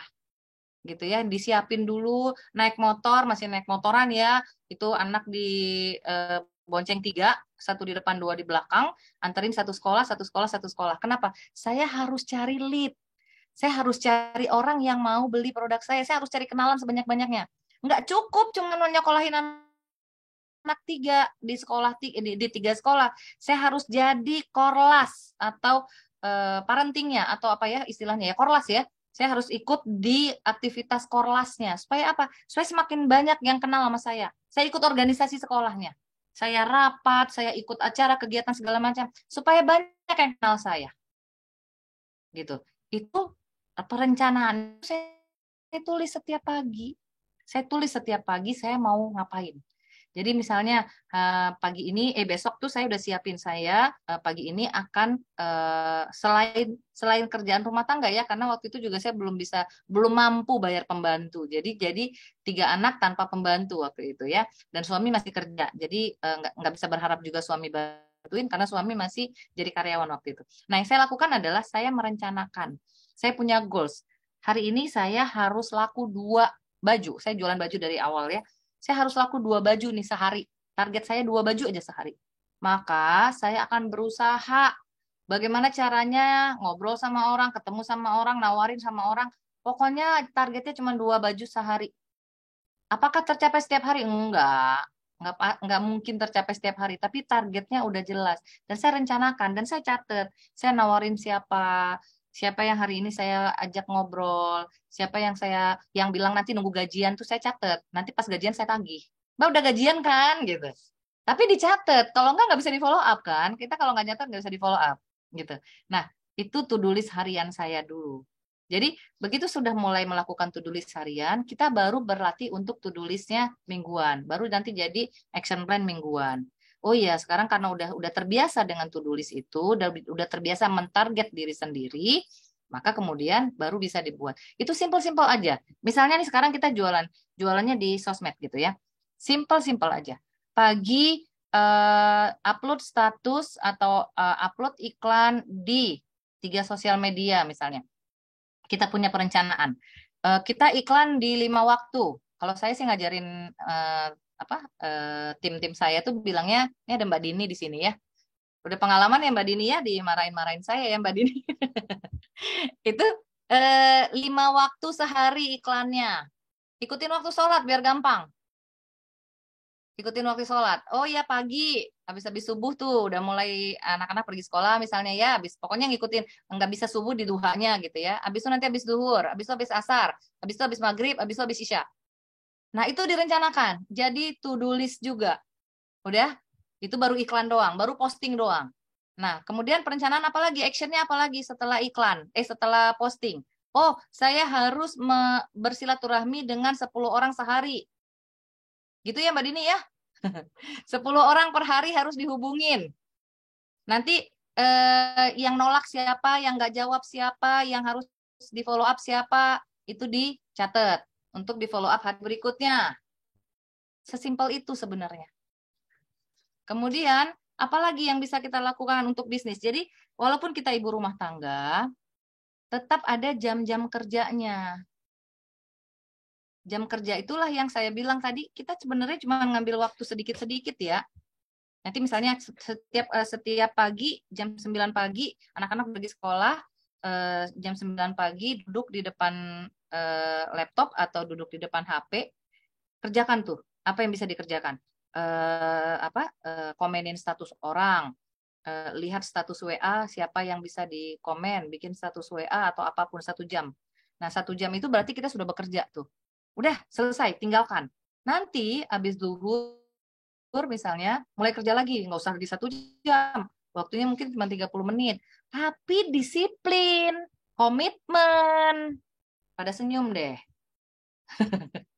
Karena yang paling berat dari bisnis adalah itu. Gitu. Jadi Mbak Nida, nggak usah mikirin susahnya dulu ya. Lakukan langkah-langkah kecil dulu, nanti kemudian bisa langkah besar. Apalagi semuanya dikerjakan sendiri. Berbisnis menjual 1 brand saja, itu berat. Nah, teman-teman sekarang bangga banget jualannya banyak, gitu kan ya. Udah gitu dikerjain semua sendiri pula. Jadi kebayangkan membagi waktunya seberapa apa gitu. Saya cukup prihatin kalau itu. Kecuali udah ada yang bantuin. Oh, saya jualan panci. Ini ada admin panci 1. Saya jualan fashion, admin fashion 1. Saya jualan buku, admin buku 1. Saya mikirin apa? Saya mikirin strategis. Saya mikirin bagaimana mengembangkannya. Saya mikirin nggak lagi teknis-teknis, jawabin satu-satu gitu. Ini ngejawabin saya, ngiklan saya, packing saya, ngantar paket saya. Ya, kayak gitu deh. Gitu ya. Jadi mikirnya gini, tidak ada bisnis yang besar kalau sendirian. Gitu deh Mbak Nida. Maka azamkan di diri, saya harus punya karyawan suatu saat. Nggak ada bisnis yang membesar kalau dilakukan sendiri semuanya. Nggak musimnya lagi Superman. Sekarang zamannya Avenger. Berkelompok. Bekerja sama. Gitu ya. Mudah-mudahan bisa menjawab ya Mbak Nida. Oke, Masya Allah, luar biasa. Ini pertanyaan ketiga nih, Umi Arita ya. Ayo. Bismillah, Umi, aku ingin tahu dong motivasi terbesar Umi bertahan di bisnis Umi dan tips mood agar mood selalu bagus. Kalau dari pandangannya Umi gimana nih? Biar moodnya bagus Ini terus yang nanya gitu. siapa? Ini yang Ini yang tanya nanya Mbak siapa? Bulan. Mbak Bulan. Saya suka nih pertanyaannya. Ini ibu-ibu banget. Ini pertanyaan Ya. perempuan banget. Mbak Bulan boleh nyalain mic nggak? Ada Mbak Bulannya? Yang nanya ada? Ada. Coba ini. Boleh Mbak Bulan. dinyalakan mic-nya? Ada. Assalamualaikum Uni. Waalaikumsalam, alhamdulillah. Mbak Bulan, pertanyaan ini udah ketawa duluan. Pertanyaan ini pertanyaan curhatkah atau titipan orang lain? Curhat Uni. Ngalamin sendiri ya. Artinya di bisnisnya itu terjadi naik turun mood gitu ya? Yaps, betul. Oke. Boleh tahu jualannya apa? Jualannya bisa dibilang palu gada sih Uni. Banyak gitu produknya ya, tapi pakai sistem jaringan gitu. Jadi saya punya reseller gitu. Oh ya, baik. Punya reseller. Berarti leader ya? Iya, amin. Ya, artinya punya tim di bawahnya ya. Oke. Iya. Mbak Ulan ngerasain nggak pada saat Mbak Ulan moodnya lagi turun, resellernya ikut turun nggak? Ngerasain banget. Oke, bagi yang menjadi leader atau punya tim di bawahnya, maka ada tuntutan sendiri, ada beban sendiri pada saat leadernya moodnya lagi turun akan ngefek ke tim bawahnya, benar ya? Betul.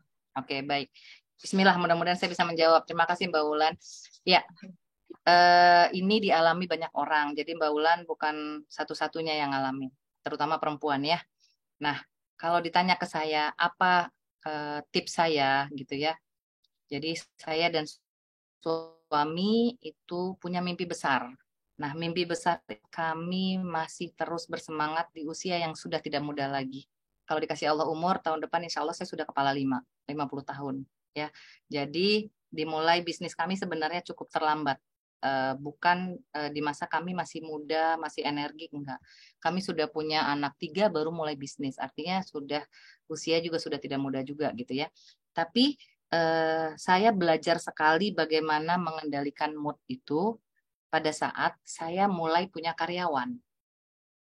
Saya dan suami, apalagi bisnisnya berdua ya, itu makin tidak mudah. Kenapa? Karena berarti ada 2 kepala. Dan kita sudah sepakat sebenarnya. Suami saya selalu bilang tidak bisa dalam satu bisnis ada 2 matahari.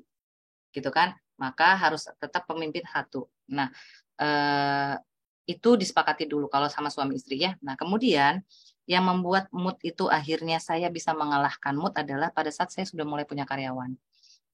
Pada saat mulai 1 karyawan, lalu 2 karyawan, lalu 3 karyawan.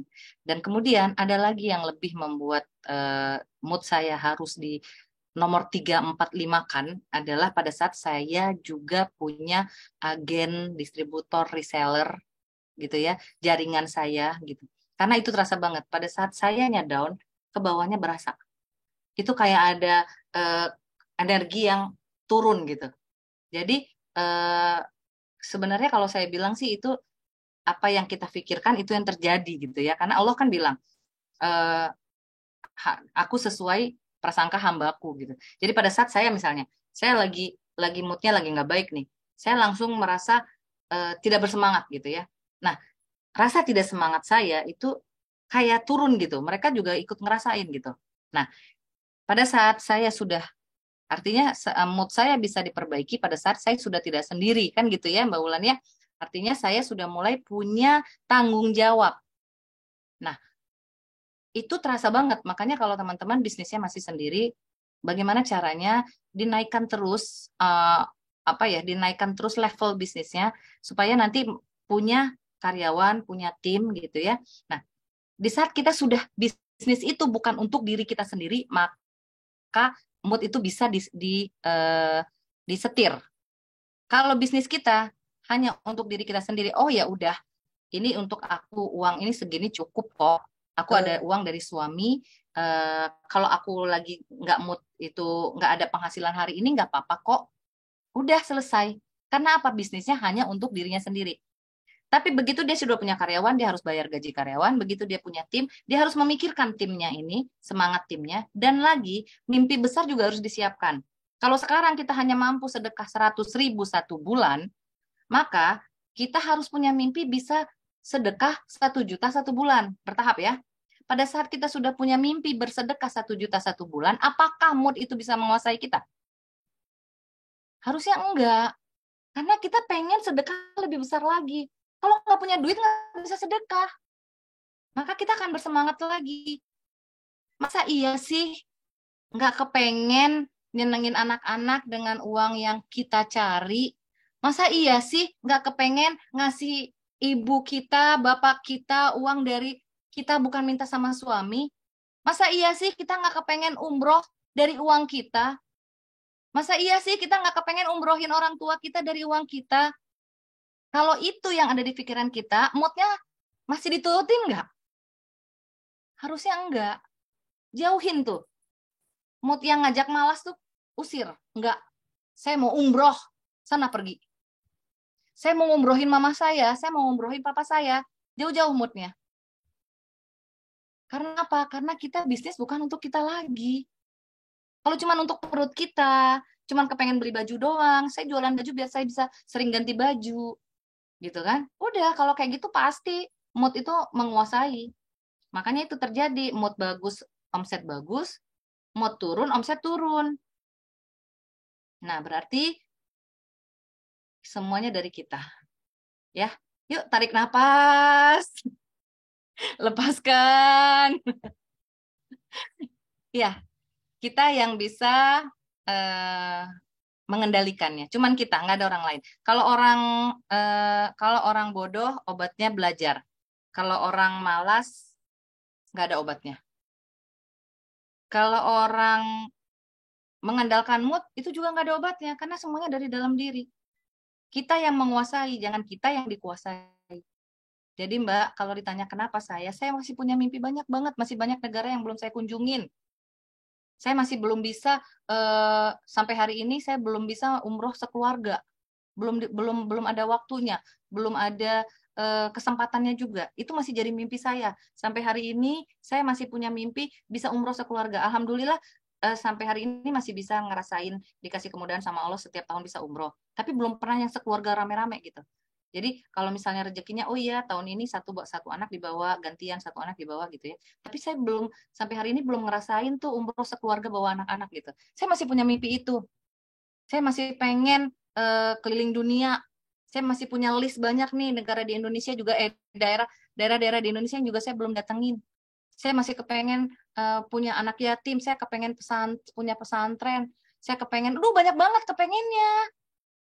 Jadi saya nggak mau dikuasai oleh mood. Jadi semangatnya berasal dari situ. Mudah-mudahan bisa menjawab ya. Semangat ya. Masya Allah. Alhamdulillah. Semangat terus teman-teman semua ya. Untuk mengejar mimpinya ya. Oke. Selanjutnya nih, Umi Arita, ini pertanyaan keempat. Ya. Sebelum pertanyaan terakhir, ini ada Mbak Maryam Ahsani. Bunda Arita, saya ada bisnis offline kuliner. Saya juga seorang staff. Singkatnya, saya kekurangan jam tayang untuk usaha offline ini. Target tahun ini saya bertekad untuk rekrut karyawan, harapannya meningkatkan penjualan dengan bertambahnya jam tayang. Tapi usaha saya ini belum rame. Menurut Bunda nih, apa target saya ini benar? Setelah menambah jam tayang, strategi apa selanjutnya yang diperkuat? Terima kasih. Mungkin online kali ya? Saya mungkin online jam tayang ya.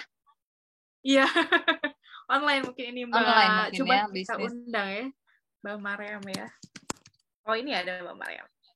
Ya, boleh dinyalakan, Mbak, biar lebih paham pertanyaannya. Silakan Mbak Mariam. Oke, Bunda. Assalamualaikum. Waalaikumsalam. Silakan, Mbak Mariam. Offline ya, Bunda. Offline. Jadi yang dimaksud jam tayang itu jam bukanya?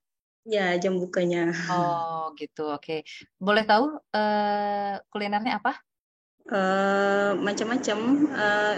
Ada di sini kan kebetulan saya tinggalnya di Bedugul, daerahnya sini dingin. Jadi bukanya iya. Bandrek sama bakso. Oh, oke. Jadi kita anggap ini kayak resto lah ya, gitu ya. Iya. Kenapa jam bukanya kadang-kadang gitu maksudnya, atau terlalu pendek? Terlalu singkat waktunya. Terlalu singkat karena Mbak Mariam juga sambil bekerja, begitu? Iya, betul. Oh, jadi warung ini kalau Mbak Mariam buka pada saat Mbak Mariam sedang tidak bekerja? Iya. Oh, Pulang baik. Oke, siap. Ya, dipahami pertanyaannya. Terima kasih. Ya. Kalau jam bukanya terbatas, pasti omsetnya jadi terbatas. Nah, kalau tadi saya sempat nangkep salah satu jualannya adalah bakso ya, Mbak ya. Oke. Kalau berjualan bakso, bakso itu kira-kira paling banyak dicari di jam makan besar atau di jam makan snack. Maksudnya, apakah ada orang sarapan pagi makan bakso? Enggak ya, kayaknya ya. Berarti tidak buka pagi, tidak apa-apa gitu ya. Tapi ada nggak orang cari bakso di jam 10-an sebelum makan siang? Ada ya. Maka berarti kalau untuk menaikkan omset, mulai berjaga-jaga, jam 10 harus sudah buka bagi orang-orang yang mulai lapar. Gitu ya. Satu. Kemudian, jam makan siang. Mungkin nggak? Banyak orang yang mungkin dia nggak mau makan besar dulu gitu ya, atau lagi jemput anak sekolah. Paling cepat yang gampang makan bakso. Berarti di jam makan siang itu juga bisa jadi ya, harus dibuka. Kemudian sore banyak nggak yang mencari bakso? Nyari banyak, saya yakin banyak. Maka sudah pasti ya dibukanya harus dari jam 10 mungkin sampai maghrib kali ya, maghrib malam masih ada yang cari bakso nggak sih? Ada ya, masih ya. Apalagi kalau hujan ya. Oke, berarti jam bukanya kita anggap dari jam 10 pagi mungkin sampai jam 9 malam kita anggap ya. Kalau ada yang jualan bakso boleh sambil komen ya. Bener nggak sih? Karena saya juga belum pernah jualan bakso. Tapi ya saya lagi membayangkan siapa yang beli bakso gitu ya. Oke, berarti dari jam 10 pagi sampai jam 9 malam. Nah, karena keterbatasan Mbak Mariam tidak bisa buka selama itu, maka mungkin dibukanya hanya 3 jam, 4 jam gitu ya. Nah, apakah kemudian mencari karyawan menjadi solusi? Iya, sangat. Kalau kita sudah tahu omset kita akan bertambah pada saat jam bukanya lebih panjang, maka itu harus dilakukan. Apapun caranya, kalau memang bisnis ini mau diseriusin. Nah, itu lagi, apakah ini memang bisnis mau diseriuskan untuk menjadi penghasilan, apalagi mungkin selama ini orang yang sudah tahu baksonya, datang beli, udah suka gitu ya, udah punya pelanggan gitu ya. Tapi kadang-kadang pas mau beli tutup gitu ya. Itu juga bikin orang jadinya malah jadi nggak inget produk kita. 3 kali datang, kok selalu tutup ya. Akhirnya dia pikir dia tutup terus, nggak datang lagi gitu. Nah, berarti memang jawabannya Mbak Mariam dari pertanyaannya adalah memang harus memperpanjang jam buka, kemudian mempersiapkan karyawan yang bisa melayani di jam buka itu, dan kemudian lakukan strategi-strategi pemasaran supaya pada saat buka banyak orang datang. Apa yang bisa dilakukan dengan supaya orang-orang datang ke warung bakso kita? Nah, caranya ada banyak ya. Misalnya nih, Mbak Mariam bukanya di depan rumah misalnya, di depan rumah. Maka bagaimana orang terdekat dulu yang dikenalkan ini bakso. Nah, itu ada biayanya memang. Biayanya apa? Biayanya memberikan makanan itu gratis dulu supaya orang tahu rasanya. Tapi pada saat itu kita yang nganterin. Saya jualan bakso, Bu, di sana, di blok ini, Bu. Ini jualan saya, dicoba ya, Bu. Gitu. Itu kalau mau langsung. Tapi kalau misalnya nggak langsung apa? Mungkin flyer, ada diskon nih di jam-jam tertentu, misalnya di jam-jam sepi, habis maghrib misalnya di jam-jam sepi, maka disebarkan flyer. Atau ada orang datang, diberikan apa? Bu, kalau datang lagi nanti Ibu bisa dapat diskon sekian segala macam. Atau beriklan buat IG-nya atau buat Facebook-nya, beriklan untuk area. Beriklan untuk area. Jadi bagaimana caranya iklan itu dibuat konten yang bagus supaya orang-orang di area itu bisa lihat iklan kita. Nah, itu dilakukan. Itu bisa meningkatkan, insya Allah, meningkatkan penjualan. Atau menawarkan kepada teman-teman kita, kalau ada acara, boleh ya pesan, saya nanti siapkan paketan-paketan untuk acara arisan, paketan untuk acara pengajian. Nah, kayak saya nih, saya juga punya langganan warung bakso, yang saya tinggal WA kalau saya lagi arisan. Bu, saya pesan 20 paket ya, dianterin, itu udah dipisahin, baksonya sendiri, kuahnya sendiri, lengkap semuanya. Saya tinggal nyiapin panci sama kompor kecil. Teman-teman arisan pada saat di rumah saya lagi ada arisan tinggal makan bakso gitu. Nah, itu kan tidak semua warung bakso juga menyiapkan paket itu ya. Gitu. Nah, itu mungkin bisa dilakukan sebagai salah satu strategi Mbak Maryam. Gitu ya. Jadi jawabannya ya, perpanjanglah masa tayangnya atau jam bukanya dan carilah karyawan kalau memang Mbak Maryam tidak bisa melakukannya sendiri. Gitu. Oke, Masya Allah. Semoga menjawab ya Mbak Maryam ya. Oke, Umi ini satu pertanyaan terakhir di pertanyaan kelima dari Mbak Reski Amalia Samad nih. Sekarang saya udah punya tim 5 orang dalam bisnis kuliner. 1 admin, 4 di produksi, selebihnya untuk konten, dan lain-lain. Strategi dan lain-lain masih saya sendiri yang mengatur. Nah, Umi, bagaimana ya cara saya mengatur tim yang ada sekarang agar bisa membantu saya lebih produktif lagi? Wah, ini udah keren nih, udah bener nih bisnisnya. Udah mulai mempersiapkan tim, ya. Jadi, Mbak siapa masa namanya? Kiki, Mbak Rizky. Ya, Rizky tadi kalau saya nggak salah ya. Ya, Mbak Rizky, sudah benar ya.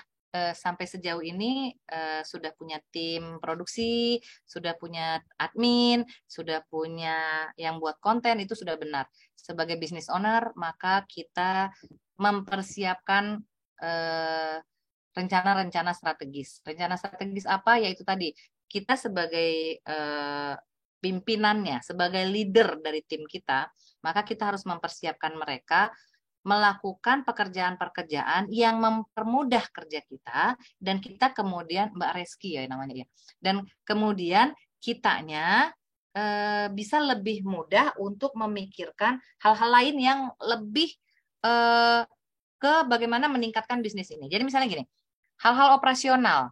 Hal-hal operasional itu apa? Oh iya, Mbak Rizky, boleh tahu kulinernya apa? Mic-nya masih mati, Mbak.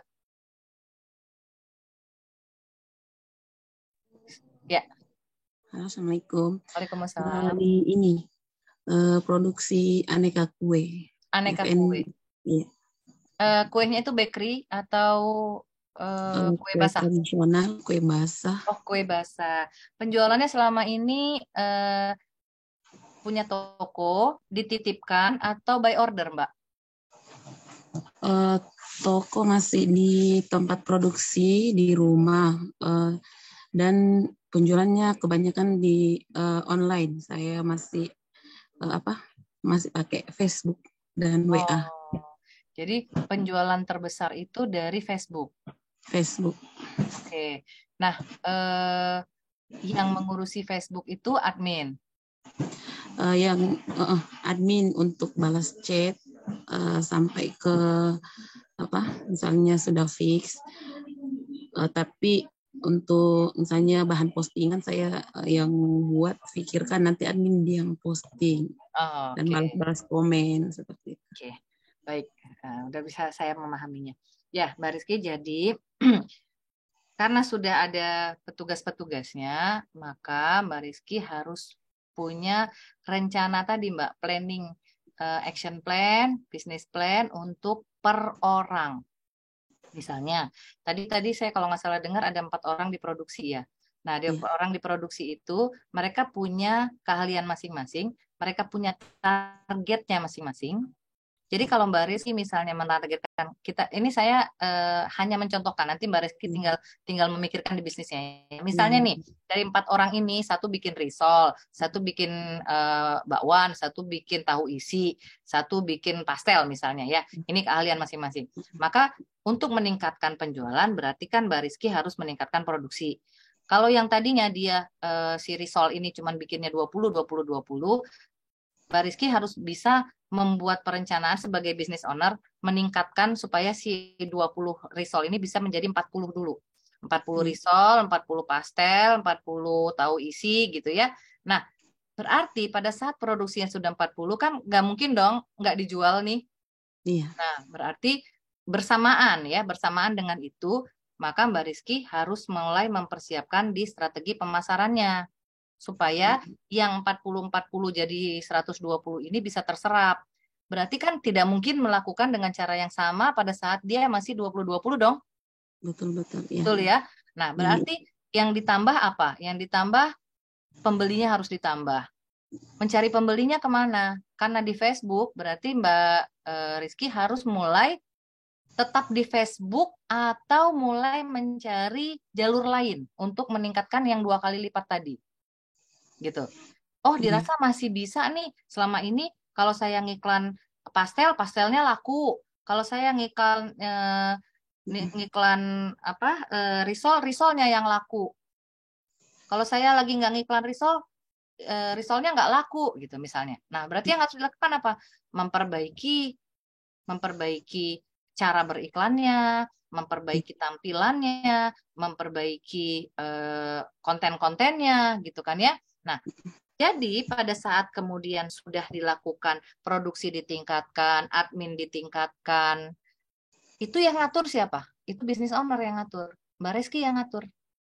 Supaya mereka bisa menjalankan targetnya Mbak Rizky, maka mereka harus diatur. Mbak, kamu itu jangan cuma jawabin yang datang ya Mbak, kamu juga harus bisa menghubungi, kamu juga harus bisa mencari. Kalau selama ini cuma menjawab yang datang, maka Mbak, kamu sekarang saya kasih tugas sehari menghubungi 10 orang dari data yang pernah beli ya Mbak. Ditawarin lagi Mbak, Bu, ini ada produk baru nih Bu, lagi ada varian baru, mungkin berminat. Sehari 10 orang, besok 10 orang, besok 10 orang. Semakin banyak lead-nya, semakin banyak yang dihubungi, kemungkinan untuk bertambahnya omset semakin besar. Oke. Ya, kalau jadi sekarang udah 10 orang, ditingkatkan lagi karena kita mau meningkatkan omset. Masih mampu nggak si admin ini kalau disuruh menjadi 15 orang? Bisa misalnya. Oke, naikkan lagi. Mbak, selain menjawab yang saya posting, berarti sudah tinggal menjawab ya kalau yang posting Facebook, maka yang tadi saya sampaikan di materi ya, ada pembeli existing, ada pembeli baru. Jangan sibuk mencari pembeli baru dengan iklan-iklan di Facebook saja, dengan mencari pembeli baru, lupa sama harta kita yang sebenarnya. Si existing tadi. Gitu. Nah, bagaimana caranya supaya mereka beli lagi? Nah, itu bisa dengan misalnya loyalitas mereka bisa dikasih dengan kita pada saat mengirimkan ke alamat misalnya ya. Kita udah tahu nih, udah punya database alamat gitu. Terus kita tahu-tahu aja ngasih surprise gitu. Ibu, maaf, hari ini saya ada ngirim risol 5 biji, Bu. Dicobain ya, ini produk baru. Wah, saya juga mau. Iya. Artinya apa? Yang mungkin tadinya nggak ingat nih sama produk Mbak Rizky. Iya, baik banget ya Mbak Rizky mau ngasih saya gitu. Itu masuk ke biaya Mbak. Iya, tapi betul. Peluangnya gede. Iya. Untuk Sering. jadi nanti beli lagi gitu. Ada salah satu customer saya, dia paling sering beli kue. Nah, kebetulan saya buka WA story, anaknya sedang dirawat di puskesmas. Nah, jadi pas kurir saya mengantar, saya titip kerupuk dan 2 jenis kue. Kemudian saya WA, Bun, tadi saya titip ini kerupuk untuk dimakan-makan sama penjaganya kecil. Seperti itu. Itu sudah ini ya, itu sudah mulai masuk ke pelayanan excellent service ya. Jadi itu yang saya bilang tadi waktu di materi saya, jalinlah persahabatan dengan apalagi itu pembeli ya Mbak ya. Wah, itu bahagia banget dia diberikan perhatian itu. Besok-besok setiap ada acara yang diingat, oh ya ngapain saya ke orang lain, ke Mbak Rizky aja pesannya. Ya, betul. Gitu. Jadi kalau itu baru satu, lakukan lagi. Jangan jadi doain ada yang sakit supaya bisa ngasih makan. Nggak, rajin aja gitu ya. Misalnya ada sering-sering lihat status WA diajak ngobrol gitu ya. Nah, itu biasanya nanti dia pas orang yang sering diajak ngobrol itu akan membuat kita ingat sama dia. Dan pada saat ingat Mbak Rizky, orang personal brandingnya udah pasti kue kan? Ya, betul. Dan itu kayak orang lagi mupuk, Mbak. Dia lagi kasih pupuk supaya pada saat dia berbuah, itu buahnya bisa ranum gitu. Artinya kita bisa panen buahnya itu dengan cara gitu. Dijalin persahabatan, diajak ngobrol segala macam. Begitu dia butuh kue yang diingat Mbak Rizky, nggak ada orang lain. Karena tukang kue lain tidak seintens Mbak Rizky mengajak dia silaturahmi. Ya, betul. Nah, itu tugas owner. Kayak sekarang tugas saya itu adalah ngomelin Dini, ya Dini ya. Tiap hari jam 6 pagi Dini kena omel saya. Tapi alhamdulillah masih betah ya, Din. Gitu ya. Nah, itu maksud saya tugas owner itu udah kalau memang sudah punya karyawan dia tidak lagi mengurusi operasional. Teknis-teknis itu udah serahkan aja kepada orang, kita mulai mikirin yang kayak tadi itu. Kita bisa ngasih apa ini ya? Kita bisa bikin apa ya? Ada varian apa kue baru yang bisa saya bikin ya? Ada promo apa ya? Nah, itu tugasnya. Itu ya, mudah-mudahan bisa menjawab ya. Ya. Insyaallah. Oke, wah, Masya Allah, terima kasih banyak. Umi ini sangat daging banget dan Aduh, jangan gitu dong, mentang-mentang saya daging semua. Aduh. Ilmunya luar biasa, mensolusikan banget permasalahan dari teman-teman di sini yang ternyata memang materi ini yang paling banyak di request sama teman-teman gimana caranya meningkatkan strategi penjualan di tahun 2023. Oke, teman-teman, yang 5 pertanyaan tadi insya Allah akan dikirim hadiah sama Umi Arita ya dari produk Erizu. Wah, Masya Allah, luar biasa. Dikirim alamatnya ke saya ya. Betul, siap. Nanti selalu kirim. Nah, untuk teman-teman semua, jangan pada dulu left karena Kaswa juga akan bagi-bagi hadiah di akhir acara nanti. Sebelumnya Umi Erita terima kasih banyak sudah menyempatkan waktu malam hari ini sharing ke teman-teman di Muslimah Business Community. Izin juga nanti mungkin teman-teman akan mention Instagramnya Umi Erita @eritazurahmi, betul ya Umi ya? Betul. Ya, boleh juga ya. Saya lihat banyak banget pertanyaan yang belum terjawab. Teman-teman, mohon maaf. Iya, betul. Kalau misalnya ada pertanyaan yang tidak terjawab dan masih ingin ditanyakan, boleh ya DM aja ke Erita Zurahmi ya. Boleh di Facebook, boleh di Instagram. Oke, Umi, sebelumnya kita dulu nih buat kenang-kenangan. Udah diomelin sama Umi ya, omelan terbaik. Oke, teman-teman, boleh dibuka kameranya. Banyak banget ini pertanyaan, ya Allah. Maaf ya teman-teman, nggak bisa dijawab semua, banyak banget, Masya Allah. Saya baca dulu. Silakan, ayo, Kemon. Siap. Oke, siap. Nah, ini udah pada on cam ya. Siap-siap 1. Oke, Mbak Roma, Mbak Melani, siap. Nah, udah semua. 1, 2, 3.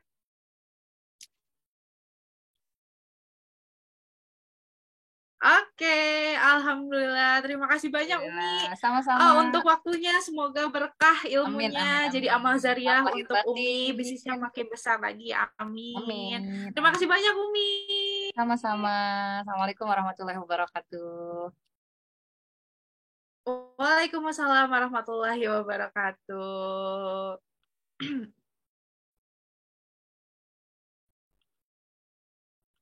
Oke, alhamdulillah teman-teman, malam hari ini luar biasa banget. Ilmu dari Umi Arita ya, luar biasa, ini bisa dipraktekkan oleh teman-teman langsung gitu ya. Tadi kan ada banyak nih step by stepnya gimana sih caranya meningkatkan penjualan ya. Tenang aja untuk teman-teman yang tadi pertanyaannya kelewat. Tadi Umi udah bilang kalau misalkan mau diskusi boleh ke DM aja gitu. Dan teman-teman yang tadi baru datang nih di jam 9, gak apa-apa teman-teman, karena nanti akan ada record materinya. Insya Allah teman-teman masih bisa pelajari terus-menerus semua materinya. Nah, malam hari ini juga Kak Salwa bakal kasih 3 hadiah untuk teman-teman. Mungkin udah di-spill di grup WhatsApp ya teman-teman ya. Jadi 3 hadiahnya ini berbentuk uang tunai untuk kebutuhan bisnisnya teman-teman ya. Jadi bukan untuk jajan ya teman-teman. Ingat, bukan untuk jajan tapi untuk kebutuhan bisnisnya teman-teman. Untuk menunjang bisnisnya teman-teman ya, insya Allah bisa bermanfaat. Nah, caranya adalah teman-teman yang sekarang malam hari ini sudah hadir, boleh dong di-share insight apa atau apa sih yang teman-teman dapetin dari malam hari ini ya. Dari materi malam hari ini bareng Mbak Erita, boleh teman-teman bikin di story Instagram. Misalkan nih, Kak Salwa bikin, oh Masya Allah malam hari ini semua permasalahan bisnisku terjawab. Terima kasih banyak ya, ilmunya daging banget, atau dan lain-lain gitu ya. Nah, apa yang teman-teman dapetin malam hari ini materi bareng Mbak Erita Zurahmi, terus teman-teman masukin ke story Instagram dan tag juga @sekolahbisnisonline.id, @muslimah.bisniscommunity, dan @Erita Zurahmi. Nah, nanti akan dibantu juga sama Kak Anggi untuk di-share ya Instagram, takut salah tag ya. Nah, jadi teman-teman tugasnya adalah, ini bukan tugas ya, yang mau hadiahnya. Nah, yang mau hadiahnya uang tunai untuk keperluan bisnisnya teman-teman, boleh di-share apa sih manfaat yang teman-teman dapetin dari malam hari ini belajar bareng Mbak Erita Zurahmi dari tadi jam 8 ya sampai jam 9:30. Masya Allah luar biasa, keren banget ilmunya ya. Kak Salwa juga sampai oh iya ya, Kak Salwa kan kalau di SBO sebagai tim marketing ya teman-teman, jadi tahu nih step by step yang benar untuk membesarkan bisnis atau membesarkan SBO itu seperti apa sih. Nah, Kak Salwa juga dapat insight-nya, apalagi teman-teman yang memang sudah business owner atau untuk teman-teman yang udah berbisnis. Oke, nah nanti Teh Anggi tolong di-share di grup WhatsApp-nya ya untuk reminder. Sip, terima kasih banyak teman-teman. Luar biasa malam hari ini Kak Salwa sangat bahagia banget bisa ketemu teman-teman setiap pekannya. Sampai ketemu lagi di pekan selanjutnya ya teman-teman. Insya Allah akan belajar sama Mas Afrik. Nah, ini tentang tim bisnis teman-teman. Ini luar biasa banget, salah satu CEO Aksoro.id teman-teman. Nanti akan Kak Salwa spill dan juga teman-teman spill di Instagram juga dan juga di grup WhatsApp. Ini bakal banyak materi-materi yang beliau sampaikan dan luar biasa, insya Allah akan bermanfaat untuk bisnis teman-teman. Misalnya nih, kayak tadi aku belum punya karyawan Kak Salwa, atau aku masih ragu mau punya karyawan atau enggak, tenang aja teman-teman, materi ini teman-teman bisa terus pelajari. Jadi untuk teman-teman yang nanti kan pasti pengen bisnisnya terus bertumbuh ya, pengen punya karyawan, biar bisa ownernya jalan-jalan gitu ya. Amin. Nah, jadi teman-teman boleh nanti ikutan terus sesi Zoom-nya sampai sesi Zoom terakhir di Muslimah Business Community. Sebelumnya terima kasih banyak untuk teman-teman yang malam hari ini sudah hadir, sudah menyempatkan waktu untuk belajar bareng, untuk bertanya dan memberikan manfaat juga untuk teman-teman yang lain. Sampai bertemu lagi di minggu depan ya teman-teman, di hari Jumat tanggal 10 Maret berarti ya, tanggal 10 Maret 2023. Insya Allah kita akan ketemu lagi, sharing-sharing bareng lagi, ketemu online lagi, dan nah, ini akan Kak Salwa spill sedikit ya. Insya Allah Muslimah Business Community akan buatkan kopdar, teman-teman. Siapa yang udah excited ketemu bareng teman-teman semua. Nah, ini baru teman-teman yang masih bertahan ya, yang tahu ya. Insya Allah akan ada kopdar, mungkin untuk kotanya insya Allah nanti akan di-spill. Mau kota mana dulu? Nah, siap. Siap teman-teman, nanti boleh dicolek aja Teh Anggi dan Teh Citra di grup WhatsApp-nya ya, untuk kota-kota mana yang mau kopdar bareng member-member Muslimah Business Community ini. Alhamdulillah ada 1.600 member ya. Insya Allah kita ketemu di satu tempat jika memungkinkan, kalau enggak kita akan touring ke kota-kota lainnya. Doain ya dapat sponsornya. Oke, terima kasih banyak teman-teman. Sehat-sehat selalu. Semoga bisnis teman-teman makin berkah, berlimpah, makin besar juga penjualannya, apalagi di bulan Ramadan ini. Mohon maaf lahir batin dari Kak Salwa dan juga tim. Terima kasih untuk Teh Anggi juga yang sudah membersamai Kak Salwa malam hari ini, dan juga tim-tim SBO yang lain. Terima kasih, semangat terus teman-teman semua. Wassalamualaikum warahmatullahi wabarakatuh.